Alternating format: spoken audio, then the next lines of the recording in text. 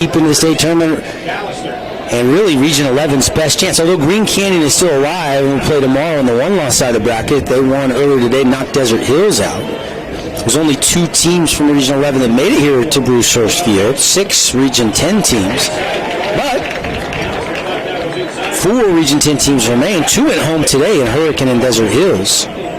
So Region 11 teams here doing well. We'll see if the Bears can stay on the winner side of the bracket or if it's the Flyers. There's a swing and a chopper foul. Fabulous Freddy's foul ball. The count goes 1-2 to Alec Calster. And so far, this is what you want to see if you're head coach Danny Hipson of the Dixie Flyers. Kaysen Bell's getting ahead of these counts. Back-to-back 1-2. And we'll see what happens right here with this pitch. Bell staring in. Has the sign. Here comes the 1-2 pitch to Calster. Breaking ball pulled well foul. Way out in front of that one. Something I've heard you guys mention today is the Region 11 teams. They like to play a little bit closer to the plate. Already we're seeing that kind of become a factor as Kaysen.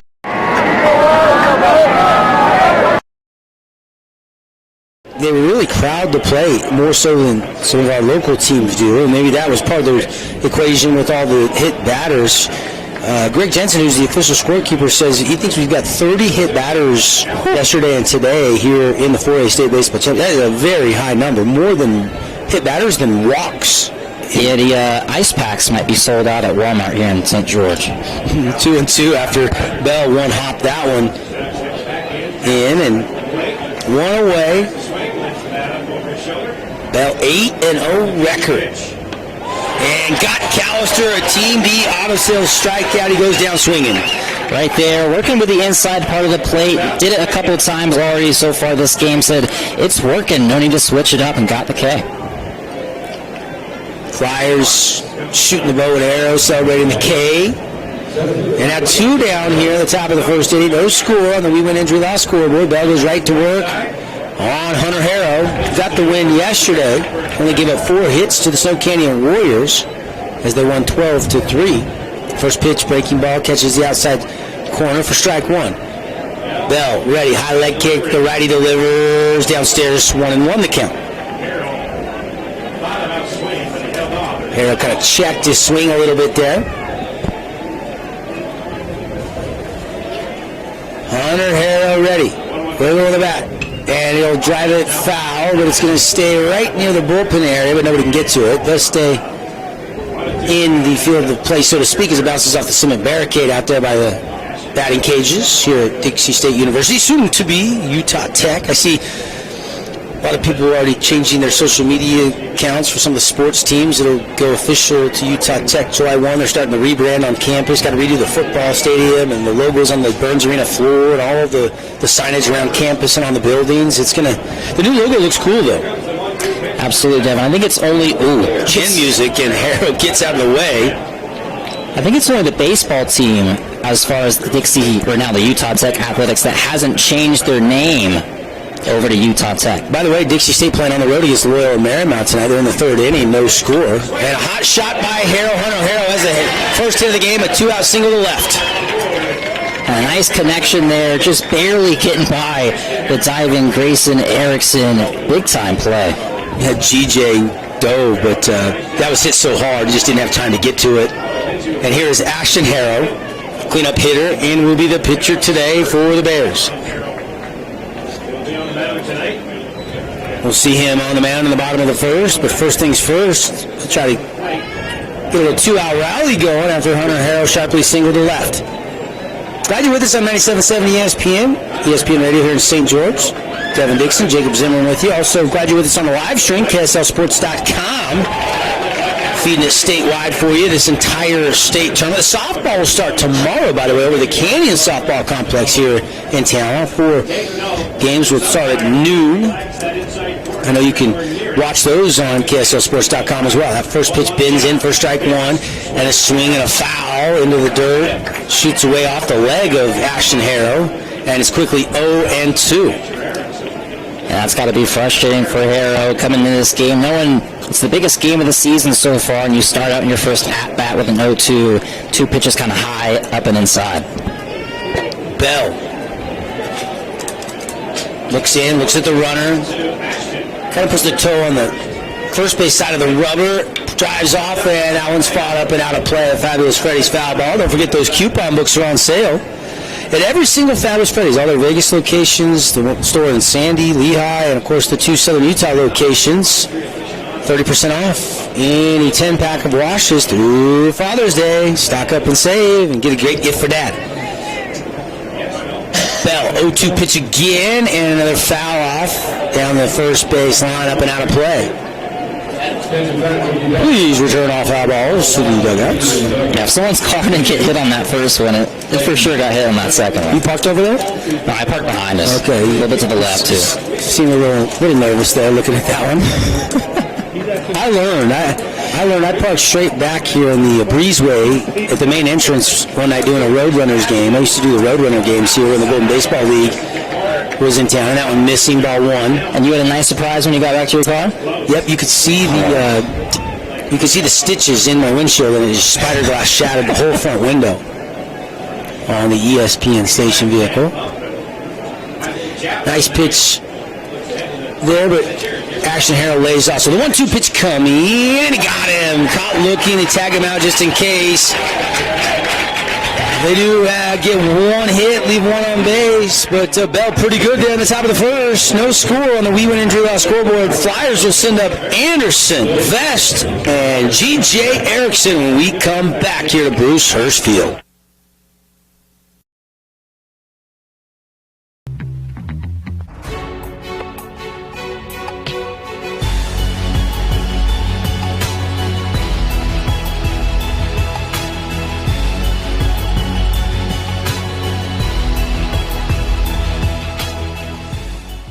Hey Southern Utah, Tyler here, Boulevard Home. We wanted to take this time to thank you for voting us the best furniture and appliance store in Southern Utah again this year. We couldn't do it without you. We appreciate all the support from you as well as the community for the 47 years we've been in business. So thank you from the bottom of our hearts here at Boulevard Home. We love you and we love Southern Utah.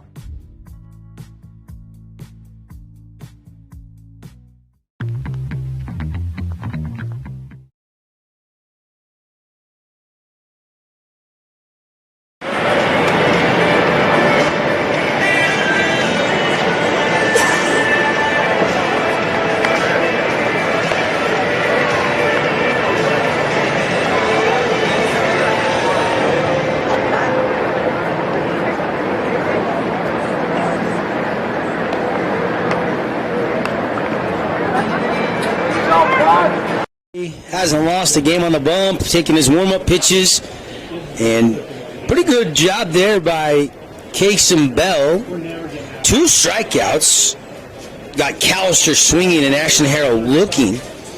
And it'll be Anderson, Vest, and G.J. Erickson for Coach Gibson and the Flyers here, trying to get off to a hot start offensively. Devin, this is just incredible, the pitching stats, for Bear River.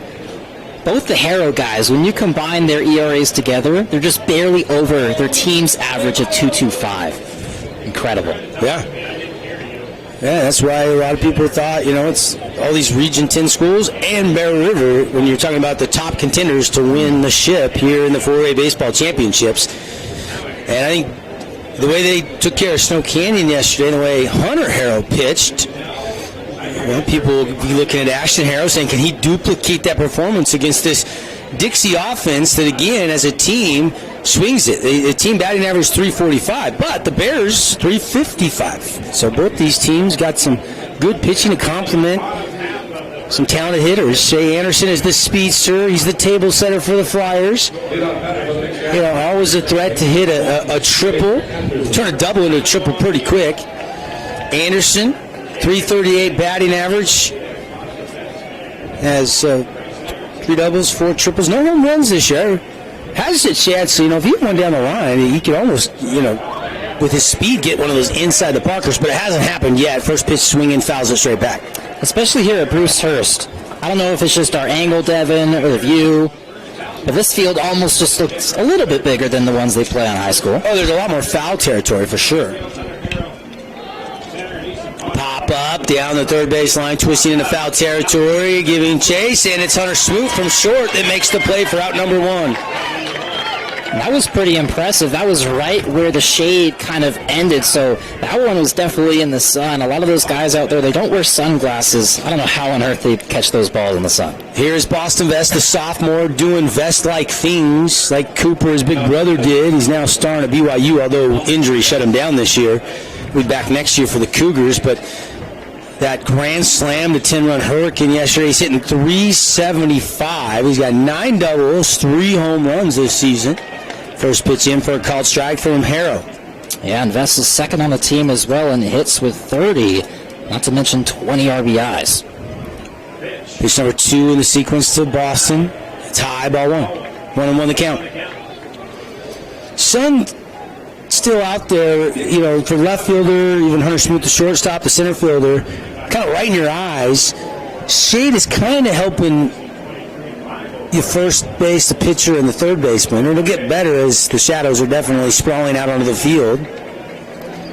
7:43 local time. That one missing outside. 2-1 the count on the sensational sophomore Boston Vest. Harrow, swing and a miss. Strike 2. Challenged him with the fastball, and Vest couldn't find it. There's almost a little bit of I don't know what to call it, a hitch in the pitching motion. He kind of turns his shoulders around. It takes a split second for the ball to come to. I think it might be an adjustment for the batters. And rung him up outside part of the plate. And was it on the edge or was it off the edge? Umpire says strike 3. Yeah, that one looked a little high and outside, but obviously the umpire has, not only control this game, but he has the best view of the plate. First team out of sales strikeout for Ashton Harrow. As long as you give him that outside edge all night, I'm fine. As long as you're consistent. Here's G.J. Erickson, leading flyer at the plate. Cassie hits. Actually, Logan Levitt, I think, is hitting 359. G.J. slipped. He slipped to 446, so he's second on the team. Levitt's 459, Dev. Is he 459? 459. 459. Best on the team. That's Levitt, right? Yeah, Logan. Yep, and GJ's been leading all year long, but Levitt has been swinging such a hot bat lately. He's just passed him here in the last couple games. GJ still 446, sensational at the plate. Counts quickly 1-1. Breaking ball, he hammers it into the hole. Smoot can't get to it. First hit of the night for the Flyers off the bat of G.J. Erickson. Flyers try to get a little 2-out rally going. Even the speed of Smoot couldn't get to that one deep in the hole. So far, we're seeing some of the best players in this game, period, get involved early on, hitting it to essentially the same spot, getting ahead of the pitch, an early swing, and hitting it right into the gap. Jaden Davis hitting 3.25 on the year. High, ball 1. Play-by-play today brought to you by Luke Udy at American Family Insurance. Shopping for insurance isn't fun. Doesn't sound fun. You don't want to do it tomorrow. But when you save a bunch of money, then it becomes a little bit funner on your home, auto, life insurance. Call Luke today, 251-9102, or stop by his Southern Utah offices. There's strike 1. On that outside corner again. Looks like you're going to get that call maybe consistently tonight. Bell got it on a couple, and Harrow's getting it too. Got to crowd the plate here, maybe try to go the other way if he stays on that edge again. We'll see what pitch the Bears come with. It's a straight fastball, stays tall. 2-1 the count. And Erickson is creeping down the base pattern. Perhaps we'll see him steal here, but if he's lazy about getting back, the catcher will throw over to first. JD at the plate, swing and a miss, strike 2. Fastball away from Davis, couldn't find it. Davis looking for that 27th hit of the season. Perhaps if it's a good one, it would be his 19th RBI as well. So we're going to get a check over to first, and he's safe. GJ back in plenty of time. No score here. Both teams now with 1 hit. Bottom of the first inning. 1 on, 2 out. 2-2 the count to the cleanup hitter, Jaden Davis. Ashton Harrow rocks, fires, and a shot over short. And the Flyers trying to get a little 2-out rally going as they've got back-to-back hits here. That one off the bat of Davis. Davis picking up right where Erickson left off. Similar spot, just a little bit more height to it, and goes right over the shortstop Smoot's head. And here is Mr. Logan Levitt. He's DHing in this game today. kind of a utility guy, can play the corners.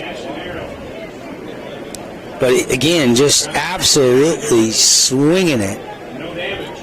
Over 450 batting average. He's only a sophomore. This is Jagan Levitt, who stars in center field for Coach Fate now on the Trailblazers' little brother. He's going to hit it to right field, and it's going to be a diving catch out there for out number 3, robbing Levitt of a bloop single.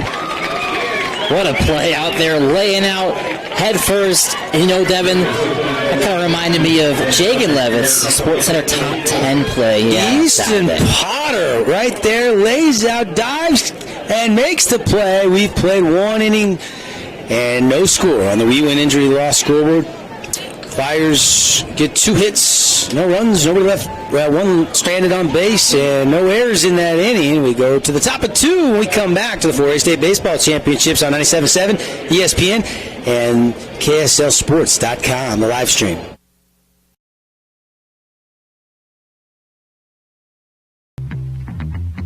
Utah is a place to connect with loved ones, and JRI can help you ensure that connection by protecting yourself, your family, and your assets. JRI Insurance is a team of insurance specialists dedicated to providing the best possible products, pricing, and services available, including great rates for families with teens. With locations in Payson, Saratoga Springs, West Valley, and Cedar City, JRI is proud to represent Utah's insurance company, Bear River Mutual. Visit us at jriteam.com. Need an appliance or two? AWP's got you. Check out the remodeled expansive showroom, highlighting the Cafe series with colors like matte black, matte white, and modern glass. Make your kitchen stand out. Come see the local boys at AWP across the freeway from the Bloomington Walmart.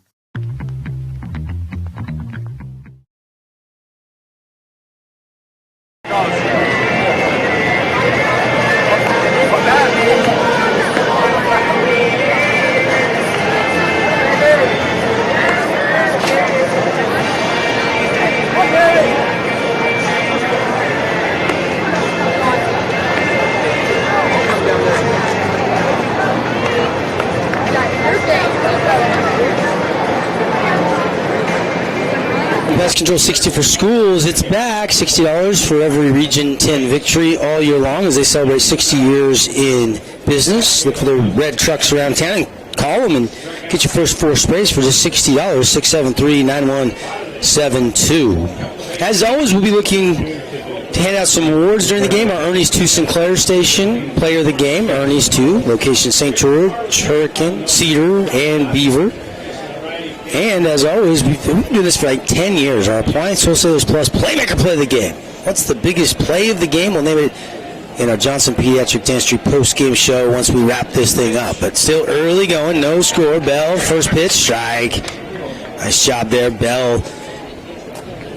Facing Garrison Marble. It'll be Marble, Potter. Garrison, then Gehrig, and then Easton Potter. 2 up here in the second. Strike 2 with the knees to Garrison Marble.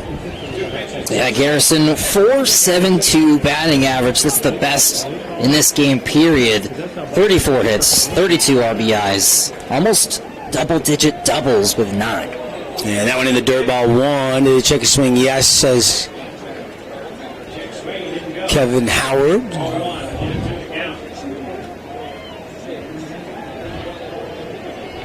And 1-2 the count now on Garrison Marble.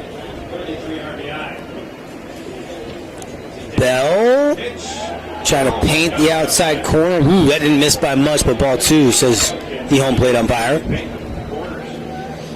So here in the 2-2, this one could really favor the batter or the pitcher. Based off Bell's control, look for an out here. 2-2 pitch, just missing again.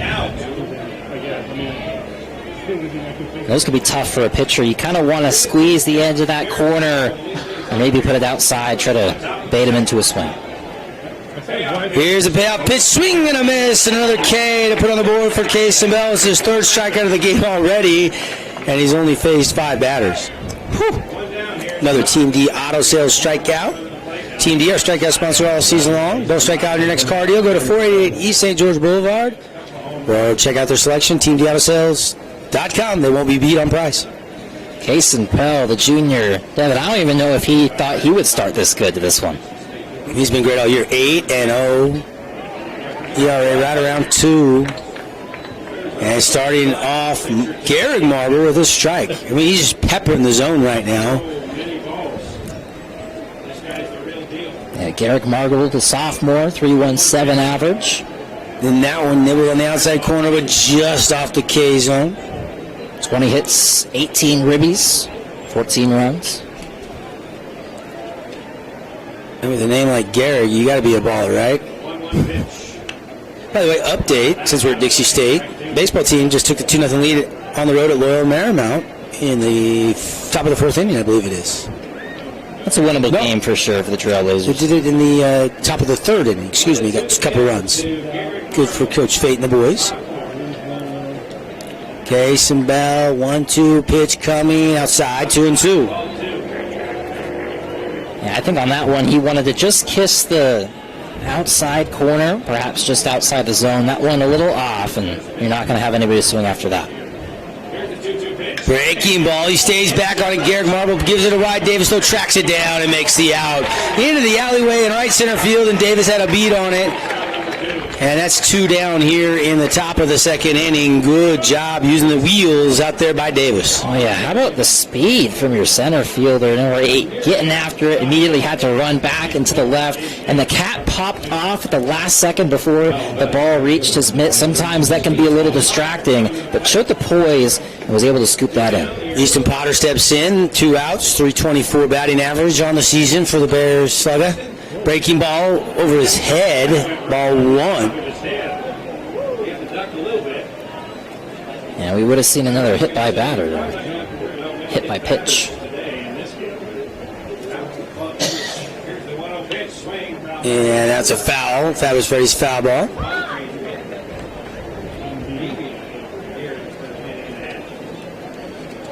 Flyers and the Bears on a Tuesday night of the 4A State Baseball Championships presented by Ideal Home and Paint. Bell fastball down low.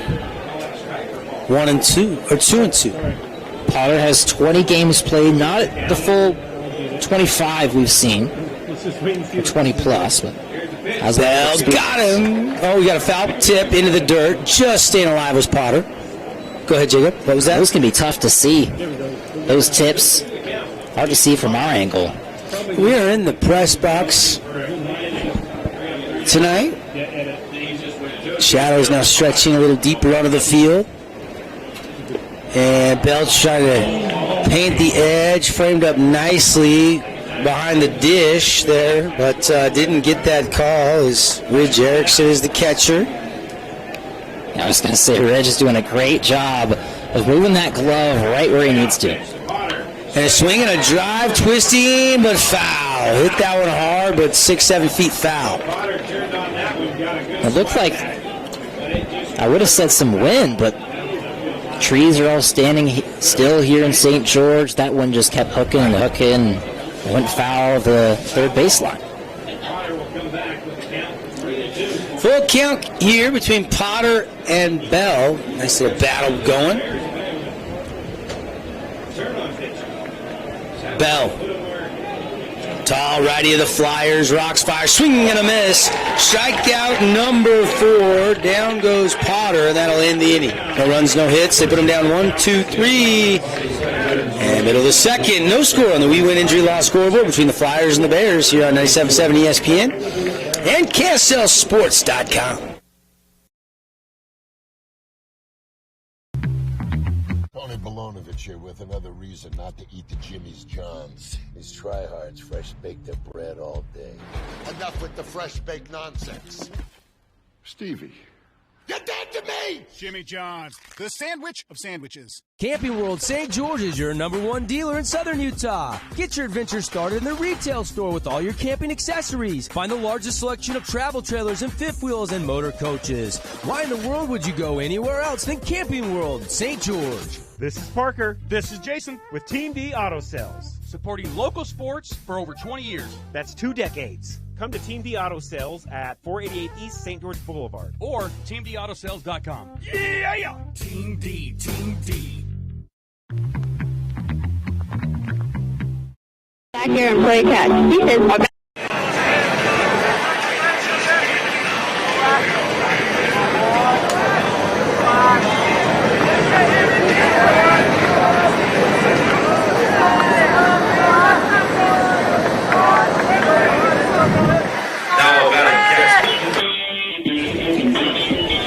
Devin Dixon, Jacob Zimmerman here. Bears going back to work in the bottom of the second defensively. Flyers trying to break a scoreless tie. It's Ridge Erickson leading off the second here, the catcher.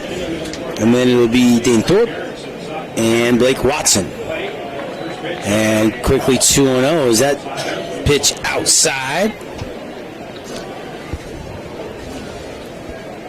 The winner of this game will play the Mustangs tomorrow night at 7. And that pitch from Ashton Harrow, low 3-0.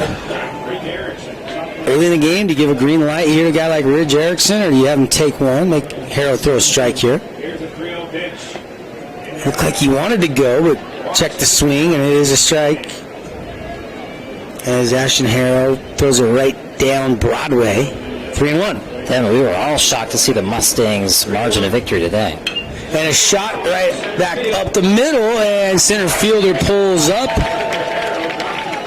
And it's a leadoff hit for Erickson.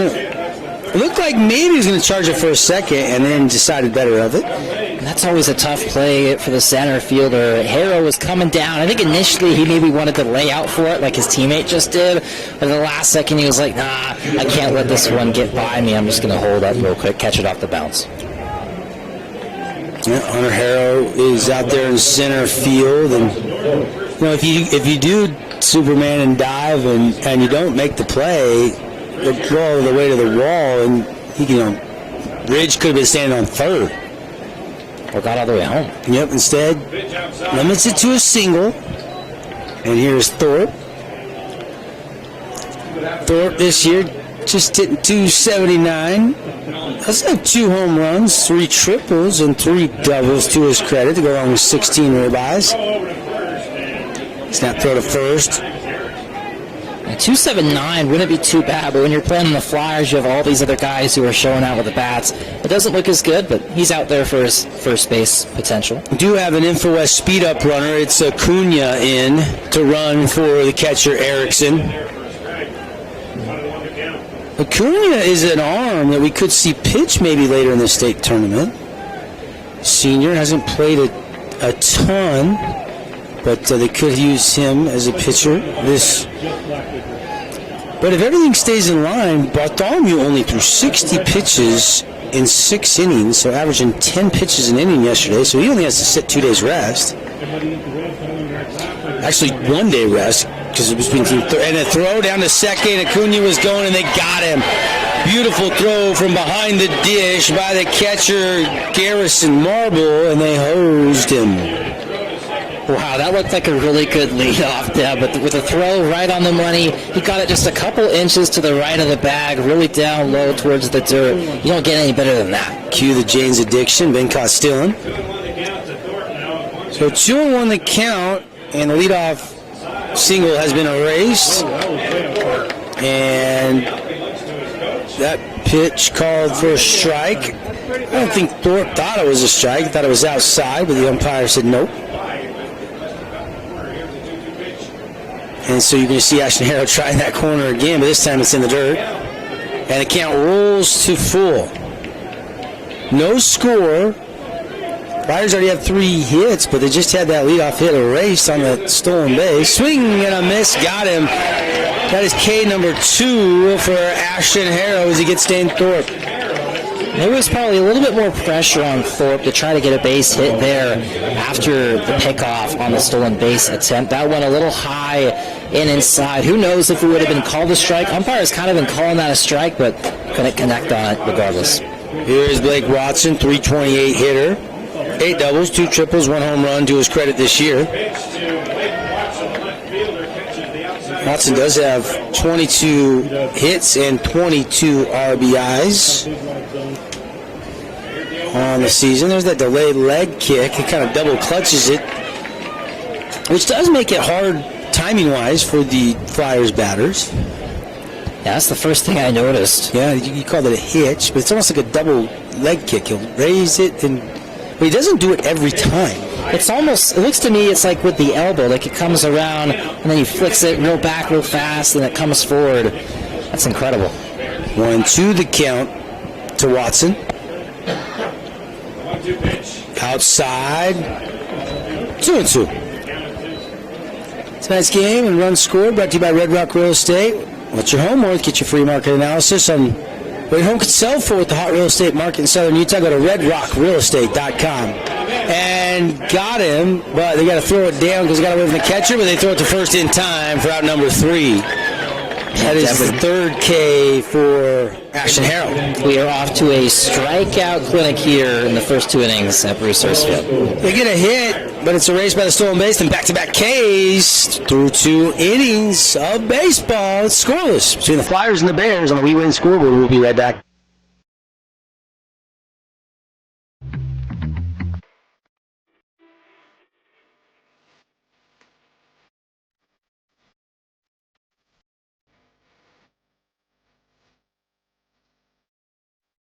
Got a project at work or around the house? Well, think Bucks Ace Hardware. Think Bucks for all the top brands like DeWalt, Milwaukee, and Stihl. Plus, Bucks has the best sporting goods department. You've got to see their gun department. It's stocked with a great selection of guns and ammo and accessories. 2 locations at the Dino Crossing in St. George or State Street in Hurricane. Hey, it's Luke with Udine Associates at American Family Insurance. At Udine Associates, we love insurance so you don't have to. With a quick call, we can get you an instant quote with the right coverages. My team of licensed agents are ready to help you with better insurance from American Family. Give us a call at 435-251-9102.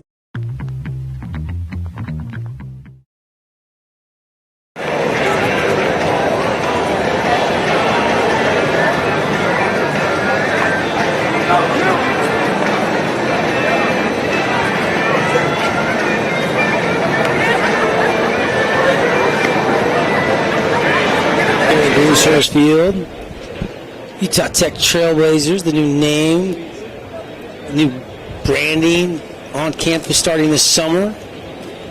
And home to the 4A State Baseball Championships, Devin Dixon, Jacob Zimmerman, scoreless baseball through 2 complete. Bell and Harrow have been great on the bump, huh? Having 3 hits for the Flyers, but haven't really got a guy past second base. Get that leadoff hit that last inning, and then they throw him out, trying to Acuna, the pinch runner, they throw him out, and that kind of got a little confidence for Ashton Harrell, and he got back-to-back Ks. Yeah, Devin, out of the games I've either produced for you or just been driving around in my car listening on the radio, I don't think I've heard a score this year in Region 10, Region 11, the playoffs, where it's goose eggs on the board going into the top of the 3rd. Runs have been up. ERAs have been up as well. But you still got some good pitchers, and they're showcased tonight. I always kind of feel like whoever scores first could have a big advantage in this one. You never know, though.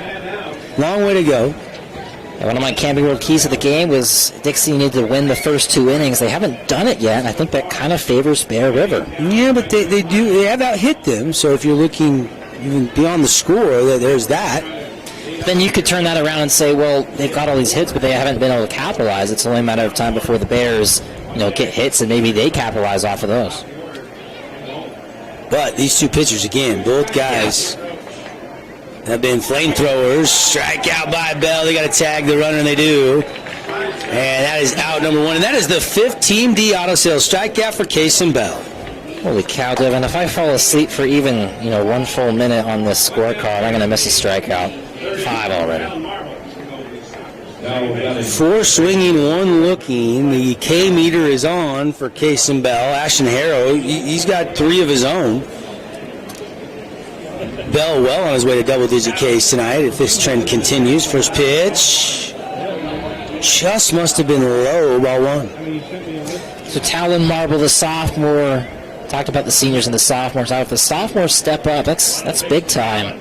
Allen rips it, but there is G.J. Erickson diving catch on the hot corner, 2 away. Yeah, Devin, G.J. Erickson. There's a reason he was my Intermountain Star Watch player to look out for today. Not only is he one of the best batters on the team, one of the best third basemen in all of 4A, and you just saw it right there. Mark that one down as a potential Appliance Wholesalers Plus playmaker play of the game as Mr. Erickson stabs it. And that was hit hard, too. He had just had one go as a grounder right by him. That one with a little bit of air to it, he's able to get under it. And there is the second hit of the game. This one could be extra bases. Hunter smooth turn, and he's digging for 2. Ball bobbled in the outfield. He's going to turn for 3. Here comes the throw. It's cut off. It is going to be probably a double and an error out there. It looked like they were going to hold him to 2, and then the ball kicked away somehow out there near the fence for the Flyers defensively. Hunter Smoot. Yeah, maybe there's some angels out there in the outfield. It took a little bit of time for it to get back towards the infield. But yeah, Smoot, the shortstop, passing by where he plays out there in the field and going all the way to 3. So Bear River in business here with a 2-out hit, extra base hit. He's standing on 3rd, and there's another swing. And a diving attempt's not going to happen out there in left field, and Bear River takes the 1-0 lead. It's an RBI single by Alec Callister. I guess it was a pretty good prediction for me to have Alec Callister as the Intermountain Sports Medicine and Performance Star Watch for the Bear River Bears. First RBI of the day goes to Alec. They did give an error to the Flyers in the outfield, so it's a double, and then they get the 3rd on the error. And then Hunter Smoot trots home on the Callister RBI single. First pitch, ball 1, and immediately Harrow was saying, don't go.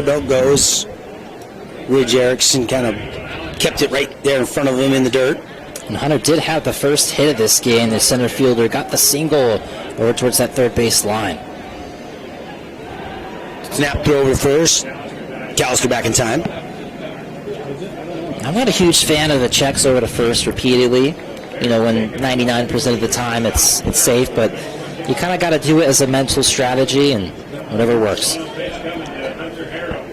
Yeah, it's a chopper right to short. Best flips it over to Anderson, and the Flyers get out of the inning, but not before the Bear River Bears get a Smoot double, stretch to 3rd on an error, and then boom, Alec Callister drives him in 1-0 on the We Win injury loss scoreboard. Bears lead the Flyers when we come back.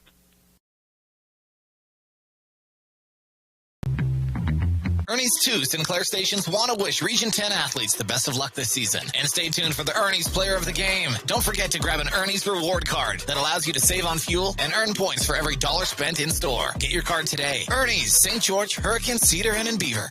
Since 1946, Wilkinson's House of Lighting has been a fan of all Southern Utah high school sports. These are special kids.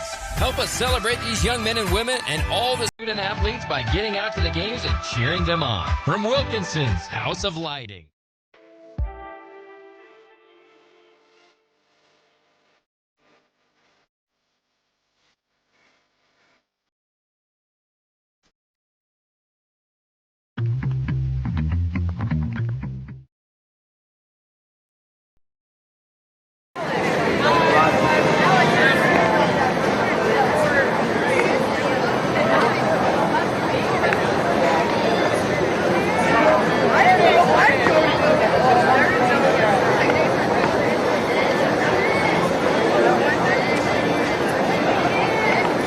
To Hurst Field, Devin Dixon, Jacob Zimmerman. Bear River with a 1-0 lead. And it happened quick. Back-to-back hits, and they're on the board. It did. Just when we thought there wasn't going to be maybe a run until the 4th, 5th, 6th inning, just like that. Lots of action out towards left field, going over the head of the infield, and we are on the scoreboard. Here is Derek Kesterson, number 9 here. And then they'll be back to the top of the order. Some and Anderson and Vest do up here in the bottom of inning number 3.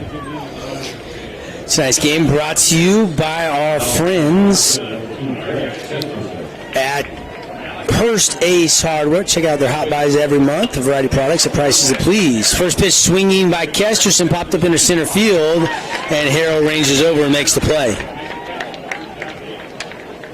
And I like when batters don't, just watch the first pitch go by, even when it's good. I like the batters staying aggressive. That time didn't pay out for him. A fly out there towards center field. Harrow already kind of pretty involved in today's action so far with an easy snag.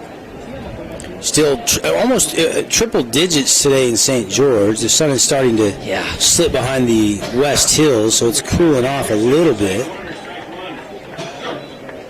Yeah, when you start questioning how good your air conditioning is, that's how you know it's getting hot here. Spring. 98 was the high today, supposedly, and 91 currently, the field temperature. And not much wind. And this one's going to be into the alleyway with the right fielder going over, and making the catch for the Bear River Bears was Easton Potter. How about Easton Potter? Has one where he ran to his left, dove out and got it with the glove. Has another one where he showed the wheels on display, catching that one almost towards, center fielder territory. Both these pitchers, 2 2/3 work, just 34 pitches used for Ashton Harrow, giving up 3 hits, got 1, 2, 3 Ks. And first pitch to Vest is strike 1. Bell's 3 innings of work, 48 pitches, 3 hits, 1 run. He's got 5 Ks. And after all the shootouts we've had yesterday and today, this one feels like it could be that 3-2 type game here potentially. But still a long way to go. Just bottom of the third. 1-0 Bear River leads. And got him looking. Down goes Vest. 4th K. It's backwards K in the scorebook. And how about Ashton Harrow putting him up and put him down? 1, 2, 3. No runs, no hits, nobody left on base. And we go to the 4th. 1-0 Bear River over Dixie on the We Win Injury Law scoreboard.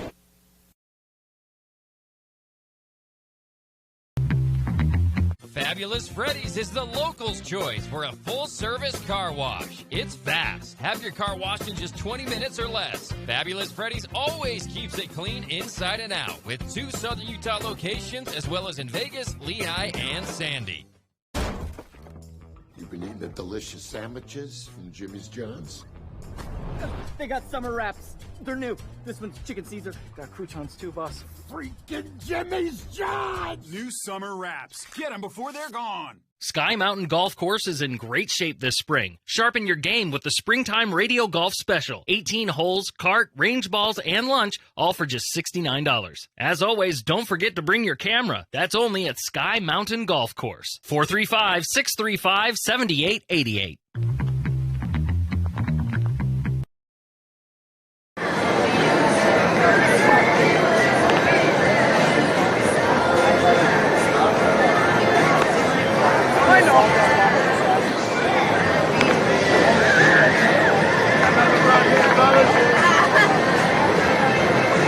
Here tonight, day 2 of the 4A State Championship. Really, the Super Regional started last Thursday and Friday, but top 8 teams came here yesterday. Already 2 teams have went home. Desert Hills and Hurricane both knocked out earlier today.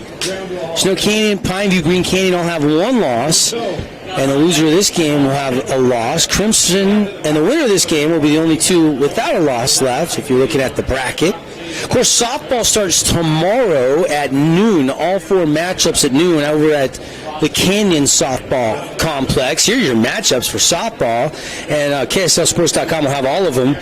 And it's going to be Bear River, the 1 seed, against Cedar. Snow Canyon and Hurricane. Crimson and Desert Hills will battle, and Ridgeline will play Dixie. Those are your first-round matchups over there at the Canyons tomorrow. All those games at high noon. Can anybody beat Bear River? We'll find out. First pitch to Ashton Harrow, called strike from Case and Bell. Bell is throwing strikes at about a 67% clip. That's about what you'd like to see. And there's another one on the outside part of the plate. Devin, you'd mentioned the Super Regional. Do you think Bear River having to play in that kind of gives them, I don't know if more experience is the word, but they're used to playing this week? Do you think that favors over a team like Dixie who's only had to play once in the last little bit? And there's a swing and a shot to Anderson. He slides and grabs it and hoses him. What a play by Anderson.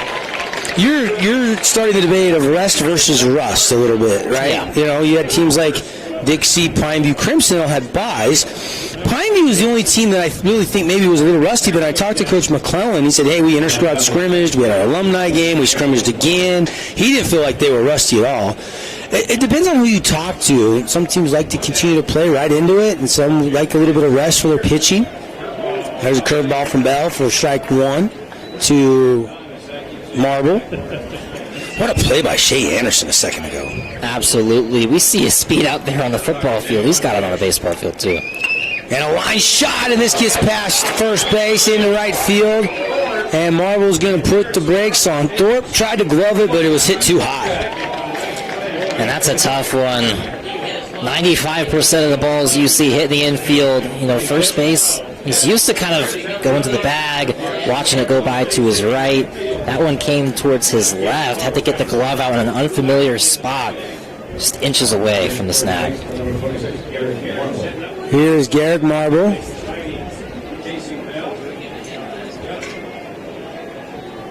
I wonder if his buddies call him Sweet Lou. Hey, Lou, Garrett Marble.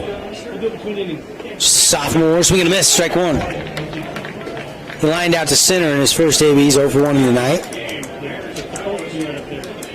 Yeah, Marble, sophomore with 14 runs, 20 hits, 18 RBIs. Looking for that 5th double he could have. 0-2. Oh, that's the 0-1 pitch. Scoreboard was wrong. So it's 0-2. Back-to-back strikes from Case and Bell. And yeah, they've got 4 hits and 1 run. But Bell still looks really sharp in this game.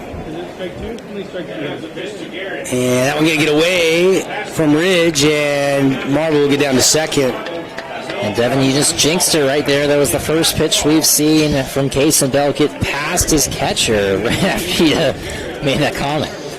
Yeah, I'm not sure that's a wild pitch or a pass ball. I might lean pass ball. It hit the mid of Ridge. It wasn't an easy one to handle, though, no doubt.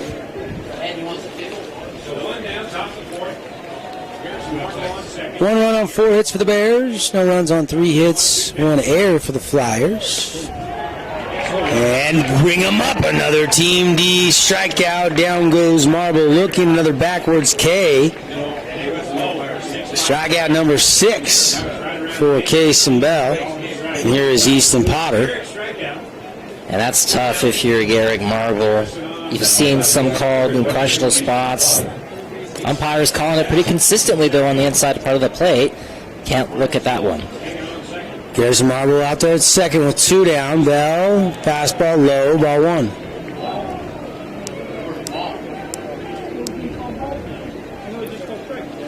Ridge flashing the signs. Bell looking in. Top of the 4th inning here. Bear River with the 1-run lead. Bell trying to keep it there. And a slow roller out to Vesta short. He smoothly grabs a transfer and throw in time. And the hit goes for naught as they strand him.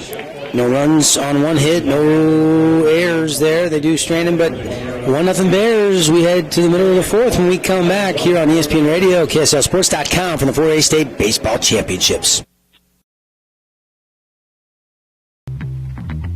Hey Southern Utah, Tyler here, Boulevard Home. We wanted to take this time to thank you for voting us the best furniture and appliance store in Southern Utah again this year. We couldn't do it without you. We appreciate all the support from you as well as the community for the 47 years we've been in business. So thank you from the bottom of our hearts here at Boulevard Home. We love you and we love Southern Utah.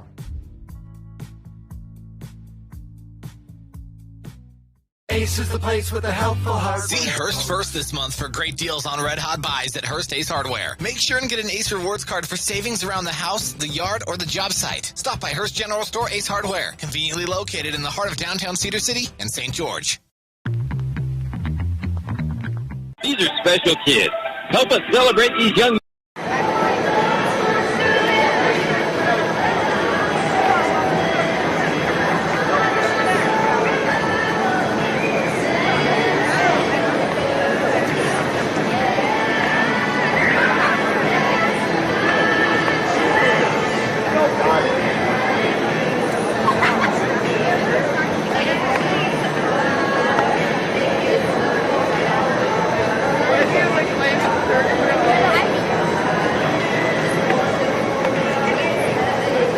Between Ashton Harrow and Case and Bell, Bear River Bears, the 5 seed, leading the 1 seed right now, 1-0.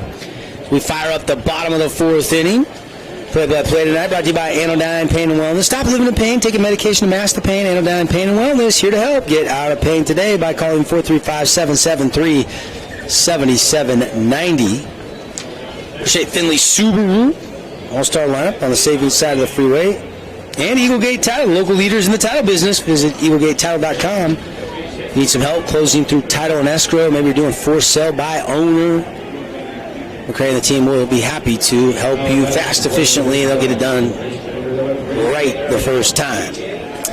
So it'll be G.J. Davis Levitt due up here in the fourth for the Flyers. First pitch from Harrow, called strike one at the knees. And this has to be a big-time inning for Dixie. I mean, they realized they didn't answer back with the run the Bears had in the top of the third. See if they could do it here in the bottom of the fourth, or perhaps take the lead. 0-1 pitch from Ashton Harrow, paints the outer half, strike two. Both these pitchers just working with a lot of mojo and confidence and swagger and whatever superlative describing word you want to use when they're in the groove. And that one high, and I think that was probably on purpose, not wanting to groove one on the 0-2 pitch. And I think these batters are recognizing just how legit these pitchers are, but they're starting to be a little bit maybe too patient here. I'd like to see them try to get one in the zone. GJ swinging a miss, and another K hanging on the board. GJ goes down swinging. I guess that answers my question. There's a reason they're not aggressive. It's because they can't hit it. 5 Ks now for Harrow. Bell has 6, so we're seeing both these pitchers go to work. But back-to-back hits, and that RBI hit by Callister scoring Smoot has the Bears on top. That came back in the top of the third inning. And I love how Ashton really takes no time in between these pitches. Immediately gets it back from the catcher, and it goes to the windup. Yeah, and if I'm a Dixie hitter, I might step out of the box a little bit. I might kind of, change up the cadence a little bit just to try to maybe disrupt the rhythm a little bit. Quickly 1-1 the count. He keeps doing that double leg kick, and then he doesn't do it. You noticing that? Ashton Harrow? So he'll kick the knee high, and then he'll double clutch it even higher. But he doesn't do it every time. It's like 1 out of every 7 or 8 pitches. And that's so tough because, batting is all about rhythm, and there you go, Deb. There's JD stepping out as soon as Harrow is starting the windup. I think that's smart. Collects himself. Here's the 2-1 pitch. Ooh, and just missing. That was Davis. Fouls it straight back at Fabulous Freddy's foul ball. Just undercut that one a little bit. If he gets that bat 2 inches higher, that one's going for a base hit. We're in the bottom of the fourth inning, 1-0 Bear River. Harrow, the 2-2 pitch. There's the leg kick again. Breaking ball outside. And maybe it might be a technicality, but I've never seen anybody do it exactly like Ashton Harrow does it. Oh, maybe he's got some ballroom dance experience or something. Definitely got some balance of some sort. Davis popped up. First baseman ranging over and right near the bag. Oh. And Davis kind of runs and clips him as he was just trying to get to the bag, but that ball came down right when Davis was arriving at the bag, and 2 down. That one looked easy. The last second looked a little difficult, but the sun is now starting to go down. It's nowhere on the field, so when you pop it up in the infield, it's pretty much a given that someone's going to come up with it. Here's Logan Levitt, 459. Batting average, been raking all year long, just a sophomore. Got home run power, but he hadn't hit one this year.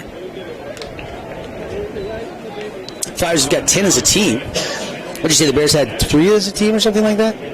Home runs? They had 5 total. 5. Dixie has 10 total on the year.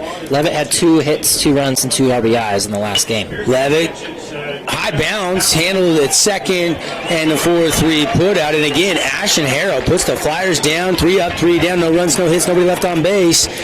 After 4 complete innings, Bears lead the Flyers 1-0 here on ESPN Radio, KSLSports.com.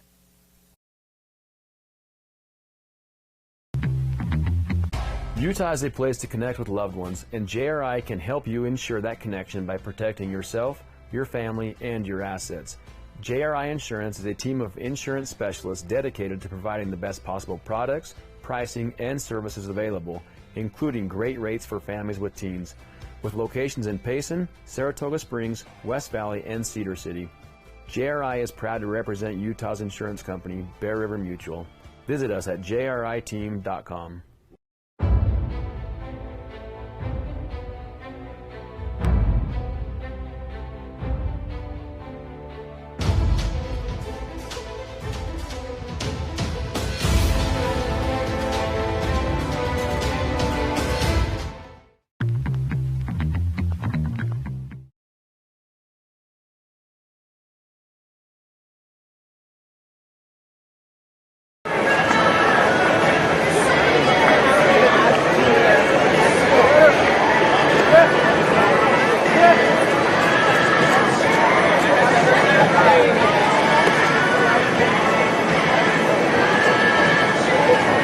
Melvin Dixon, Jacob Zimmerman.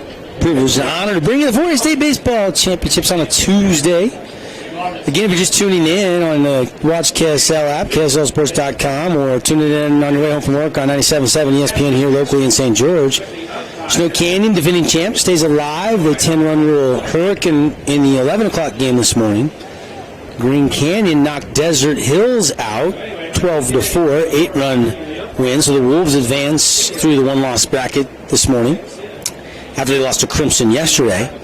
And then before this one, Crimson flexed their muscles. They're on to tomorrow night at 7 p.m. as they just absolutely laid it on Pineview, 16-2. A 5-run or a 5-inning, 10-run rule in that one as well, which kind of got us back on time for this game. We're about a 7:30 start. We're an hour into this game, maybe just a shade less than an hour into this game. We're already into the 5th inning, Jacob. This game is cruising because Ashton Harrell and Kason Bell have been so good. Yeah, 59 minutes to be exact if we want to look at it. Jet Roche, the senior, 2.17 average.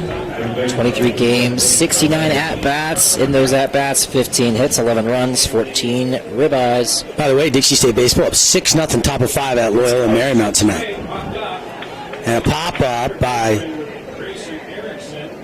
Erickson. He's called off by Vest, and Vest stabs it late as that was maybe kind of spinning away, and out number 1. And Vest has a good glove. Those balls that get hit straight up, those are tough because it looks like it's coming straight down. Kind of in the last second, you got to adjust. And I guess you'd rather have it go right at the top of your head than fall in front of you. Indeed. Bell now with 1 out here. Get to the line on Bell in just a second. There's first pitch strike. He's been peppering the zone. So Bell, 4 innings and a third of work, is cruising right around 60 pitches, give or take a pitch. I think the last one was 62 right there, foul tipped. 4 hits, 1 run. He struck out 6.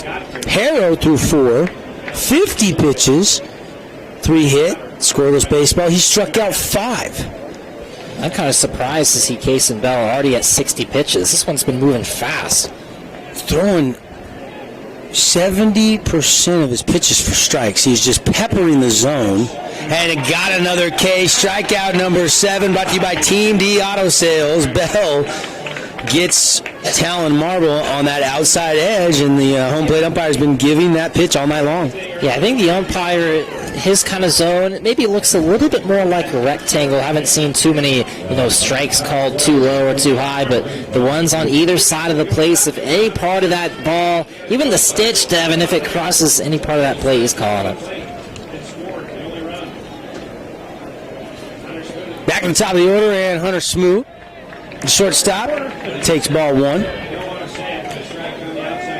Smoot, 422 hitter, 12 ribeyes, 6 doubles, 1 dinger this year to his credit. Already hitting this game, looking for hit number 2 right up the middle. Anderson gets over to it, collects himself, but throws it, and not in time. It's going to be an infield single for Hunter Smoot. How about Smoot? Devin, he's top 2 or 3 in a lot of the key stats you want as a batter. 422 the average, the runs 32, the hits 35, all those some of the best on the team, and he showed it there, and that would have been a really, really tough throw for Shea Anderson to get it there on time. Yeah, because all his momentum's going across the bag at second. He actually, when he let that ball fly, he was actually on the shortstop side of second base, and took a couple steps to try to stop and gather himself, and that split second to kind of try to regain his momentum and put any oomph on that throw was all that the speedy Hunter Smoot needed to get down to first safely. 1 on 2 down, and bunt shown, and it gets away. Smoot's off and running. The throw comes down from Erickson, and a great stab there by Anderson. He caught it on a hop, or that would have given Smoot third. That was tough because it looked for a second like it was maybe going to hit the bag. If it does, who knows where that's going to go. But great concentration with the eyes, the hand-eye coordination on display there from Shea. He's getting involved in the field for sure. And that was Callister who just hit that one. And the windup and the pitch to Callister. Missing outside, 2-0. Smoot, a 2-out hit. Got to second on that ball in the dirt. And he's in the scoring position. These are the two guys that connected on the first and only Red Rock Real Estate run of the game. It was Smoot that doubled. Got to third on a bobbled ball in the outfield near the fence. And then Callister singled him home back in the top of the third. Wind up right down the middle, but low, and 3-0. I think Case and Bell kind of remembers that it was Callister that batted that run in. Being a little careful. Yeah, Alec, one of those 4 seniors who bats above 400. Wind up, and again, just a little low, I think. And the first walk surrendered of the game by Case and Bell. On either side, right? Yeah. Yes, you are correct. That's the first walk of the game. Didn't know if you were going to see one with a house. Not the worst thing in the world for Case and Bell. Got 2 outs. But you got to deal with Hunter Harrow, who is a really good hitter. At the single to start this one off. Bell, fastball again. Gosh, that fastball looks about 88, 89 at least. But down low, ball 1.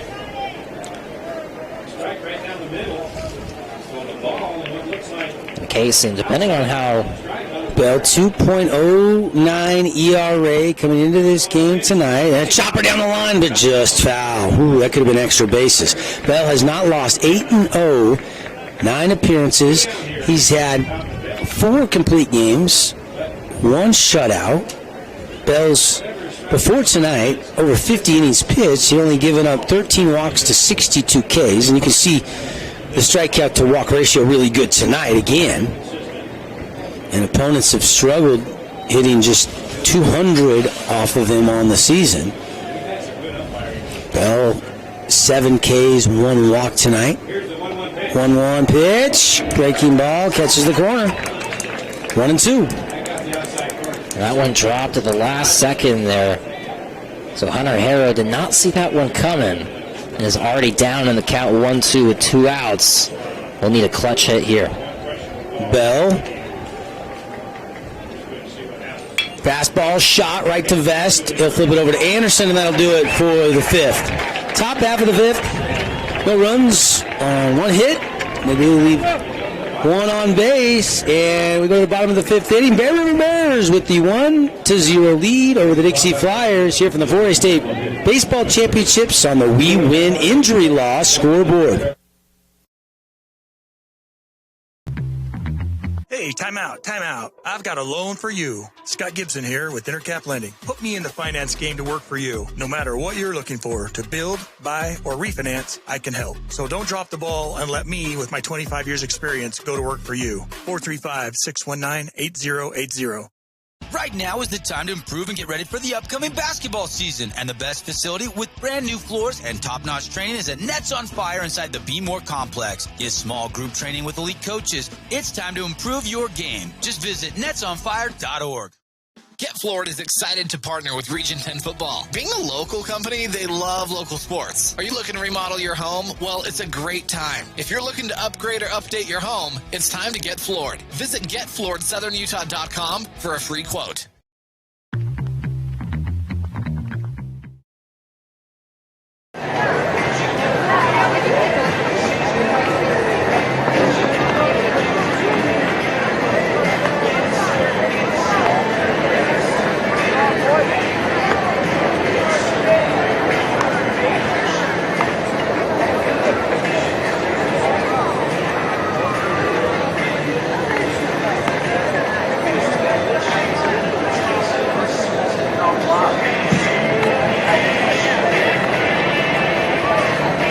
Middle of the 5th here. 1-0 Bear River. And finally, in Game 8 here from Brewster's Field. 4 yesterday, this is the 4th game today. We got a close one. I mean, we've had 10-run rules, 9-run wins, 8-run wins, and finally we got a 1-run game here later in the stages of this one. And the 10-run rules can be fun for one of the teams, but it's always fun when you have both sides of the crowd fully invested, at least through 5. Mm-hmm. Here's Ridge Erickson to lead off the bottom half of the 5th. And foul ball. We'll go back and get his bat. It'll be Ridge, Thorpe, and Blake Watson. 2 up. Devin, that pitch from Ashton almost seemed a lot faster than I've seen him pitch today. There was no sort of double hitch or anything on that one. He kind of fully turned his body around all in one motion and brought it towards the plate. I'm wondering if maybe Coach Simpson, the Flyers, said, hey, can he really double clutch the leg kick? We'll see if he goes back to it, if he got warmed or not. Straight pitch and a hit. Ridge Erickson, sharp hit, single into center field. Big turn, but he's going to put on the brakes and hold with the single. Lead-off single for the Flyers. Tyne runs at first. How about that? Ridge Erickson, your catcher for the Flyers, number 28, has 2 singles already. Well, you know, not surprised that his little brother is, for a sophomore, been one of the best sophomores in all of Region 10 all season long, hitting .367. There's some really talented sophomores.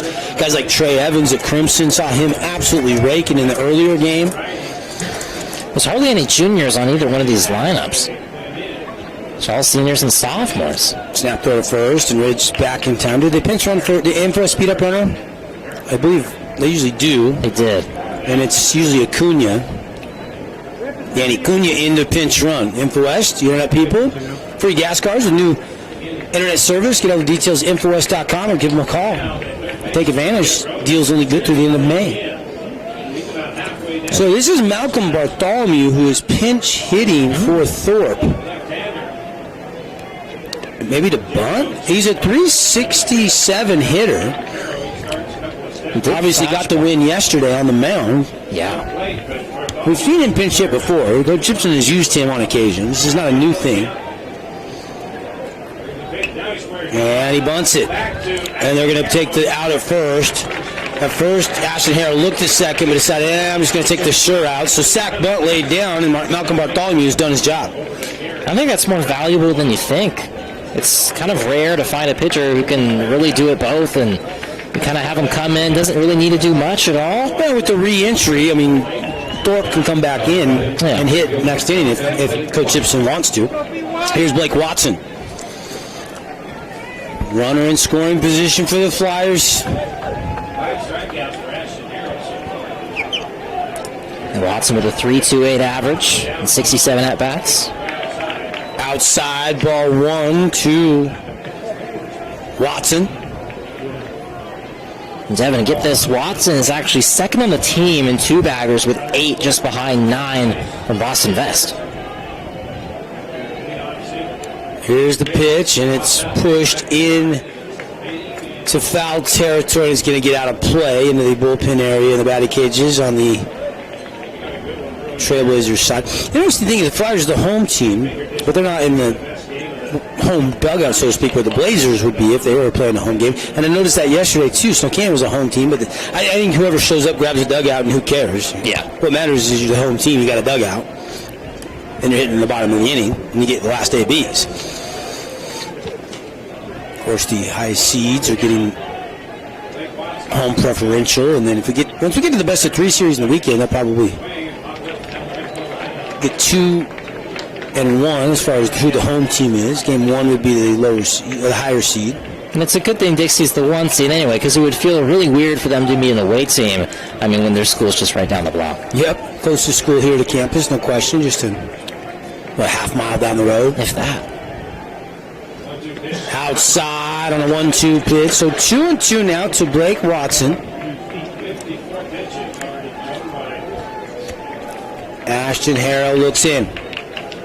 Watson needs to be careful here. He struck out there in the second.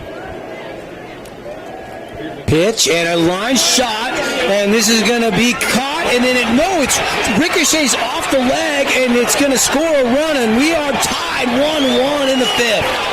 Blake Watson, RBI hit. And that is big time. Ridge Erickson absolutely booked it around the base pad. Didn't really have to, but Dixie is just back into it. And you hear from the roar of the crowd here at Bruce Hurst, lots of Flyer fans who came to this one. RBI double by Blake Watson. And that's not an error. I don't think so. Jay, you score that a hit? He's looking at the official scorekeeper here in the press boxes. Hit? I got to give it a hit. Yeah, I don't think it's in question. If it's close, you got to give it to him. It looked like he was going to catch it, but he was sliding and diving, and then it ricocheted off the mitt way out there in the alleyway, and I think you got to score it a hit. RBI double for Watson. Official scorekeeper has agreed with that, or we've agreed with him, either way. Check swing there to Kesty. But I think if you're Coach Haas, Alec Callister out there in left field, Haas probably is going to have maybe a word or two to say about that. Could have caught that. He might say he should have, but still, from what we saw, I mean, he hit it hard. That's a pop-up, but it's twisting foul. 1-1, we're tied, bottom of the fifth inning. It was an RBI double by Blake Watson, scoring Acuna, the infamous speed-up runner, who was running for Ridge Erickson after he got the leadoff hit. So I think the rest of this game starts to favor the batters over these amazing pitchers, because once you see your teammate or even you yourself get a nice base hit or even an RBI just like that, the confidence starts to go your way. And a roller out to short, and Smoot will throw it in time. Alert by Watson. As soon as Smoot threw it to first, he goes and advances down to third. So 2 away. And the go-ahead run is 90 feet from home plate for the Flyers. They have not yet lead. In fact, trailed 1-0 until now. We are tied. They would love to take the lead as Shea Anderson back to the top of the order. And sometimes in that shortstop spot, in that exact sequence, we maybe would have seen Smoot take his time, fake the throw to first, perhaps then turn around and throw to third. But you can't wait forever. You got to get the easy out. You got to make sure you get the out there, because if you guess and guess wrong there, everybody's safe. That could be a problem. In a tight game, I think Smoot played it right.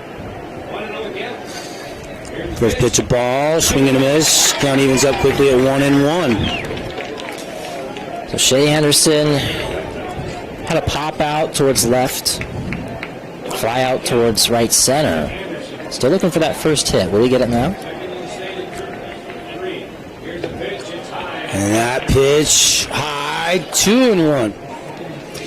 In the association tonight, Miami just put on a clinic in the third quarter to take a 20-point lead over the Celtics in Game 1 in the Eastern Conference Finals. It's 96-76. There's about 10 minutes left in the fourth quarter. Yeah, no Horford, no Smart. A pop-up in the shallow right center field. Second baseman's going to go out, call for it, and make the play, and that'll do it. Shea Anderson pops out to end the inning, but not before 1 run on 2 hits. And when Flyers have tied this game on the We Win scoreboard 1-1, we head to the 6th when we come back inside the 4A State Baseball Championships. Hey, time out. I've got a loan for you. Scott Gibson here with Intercap Lending. Put me in the finance game to work for you. No matter what you're looking for, to build, buy, or refinance, I can help. So don't drop the ball and let me, with my 25 years experience, go to work for you. 435-619-8080.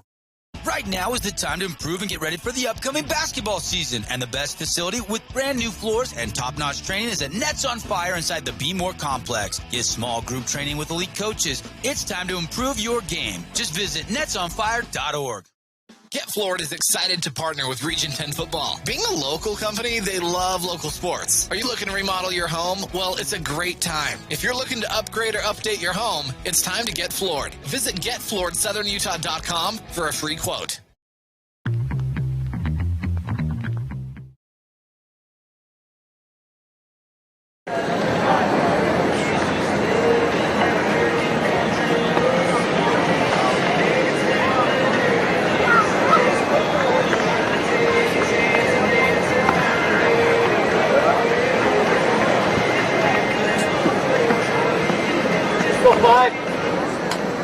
And women bringing you tonight's game. Wilkinson's our stats sponsor. Light it up, Region 10 and 11. Good luck at the state tournament. Since 1946, Wilkinson's House of Light and been a fan of all local sports. Appreciate Morgan Pest Control, course, we'll be naming our Ernie's 2 Sinclair Station Player of the Game. And Blake Watson, who just maybe put his name into the running there with that RBI hit to tie this game.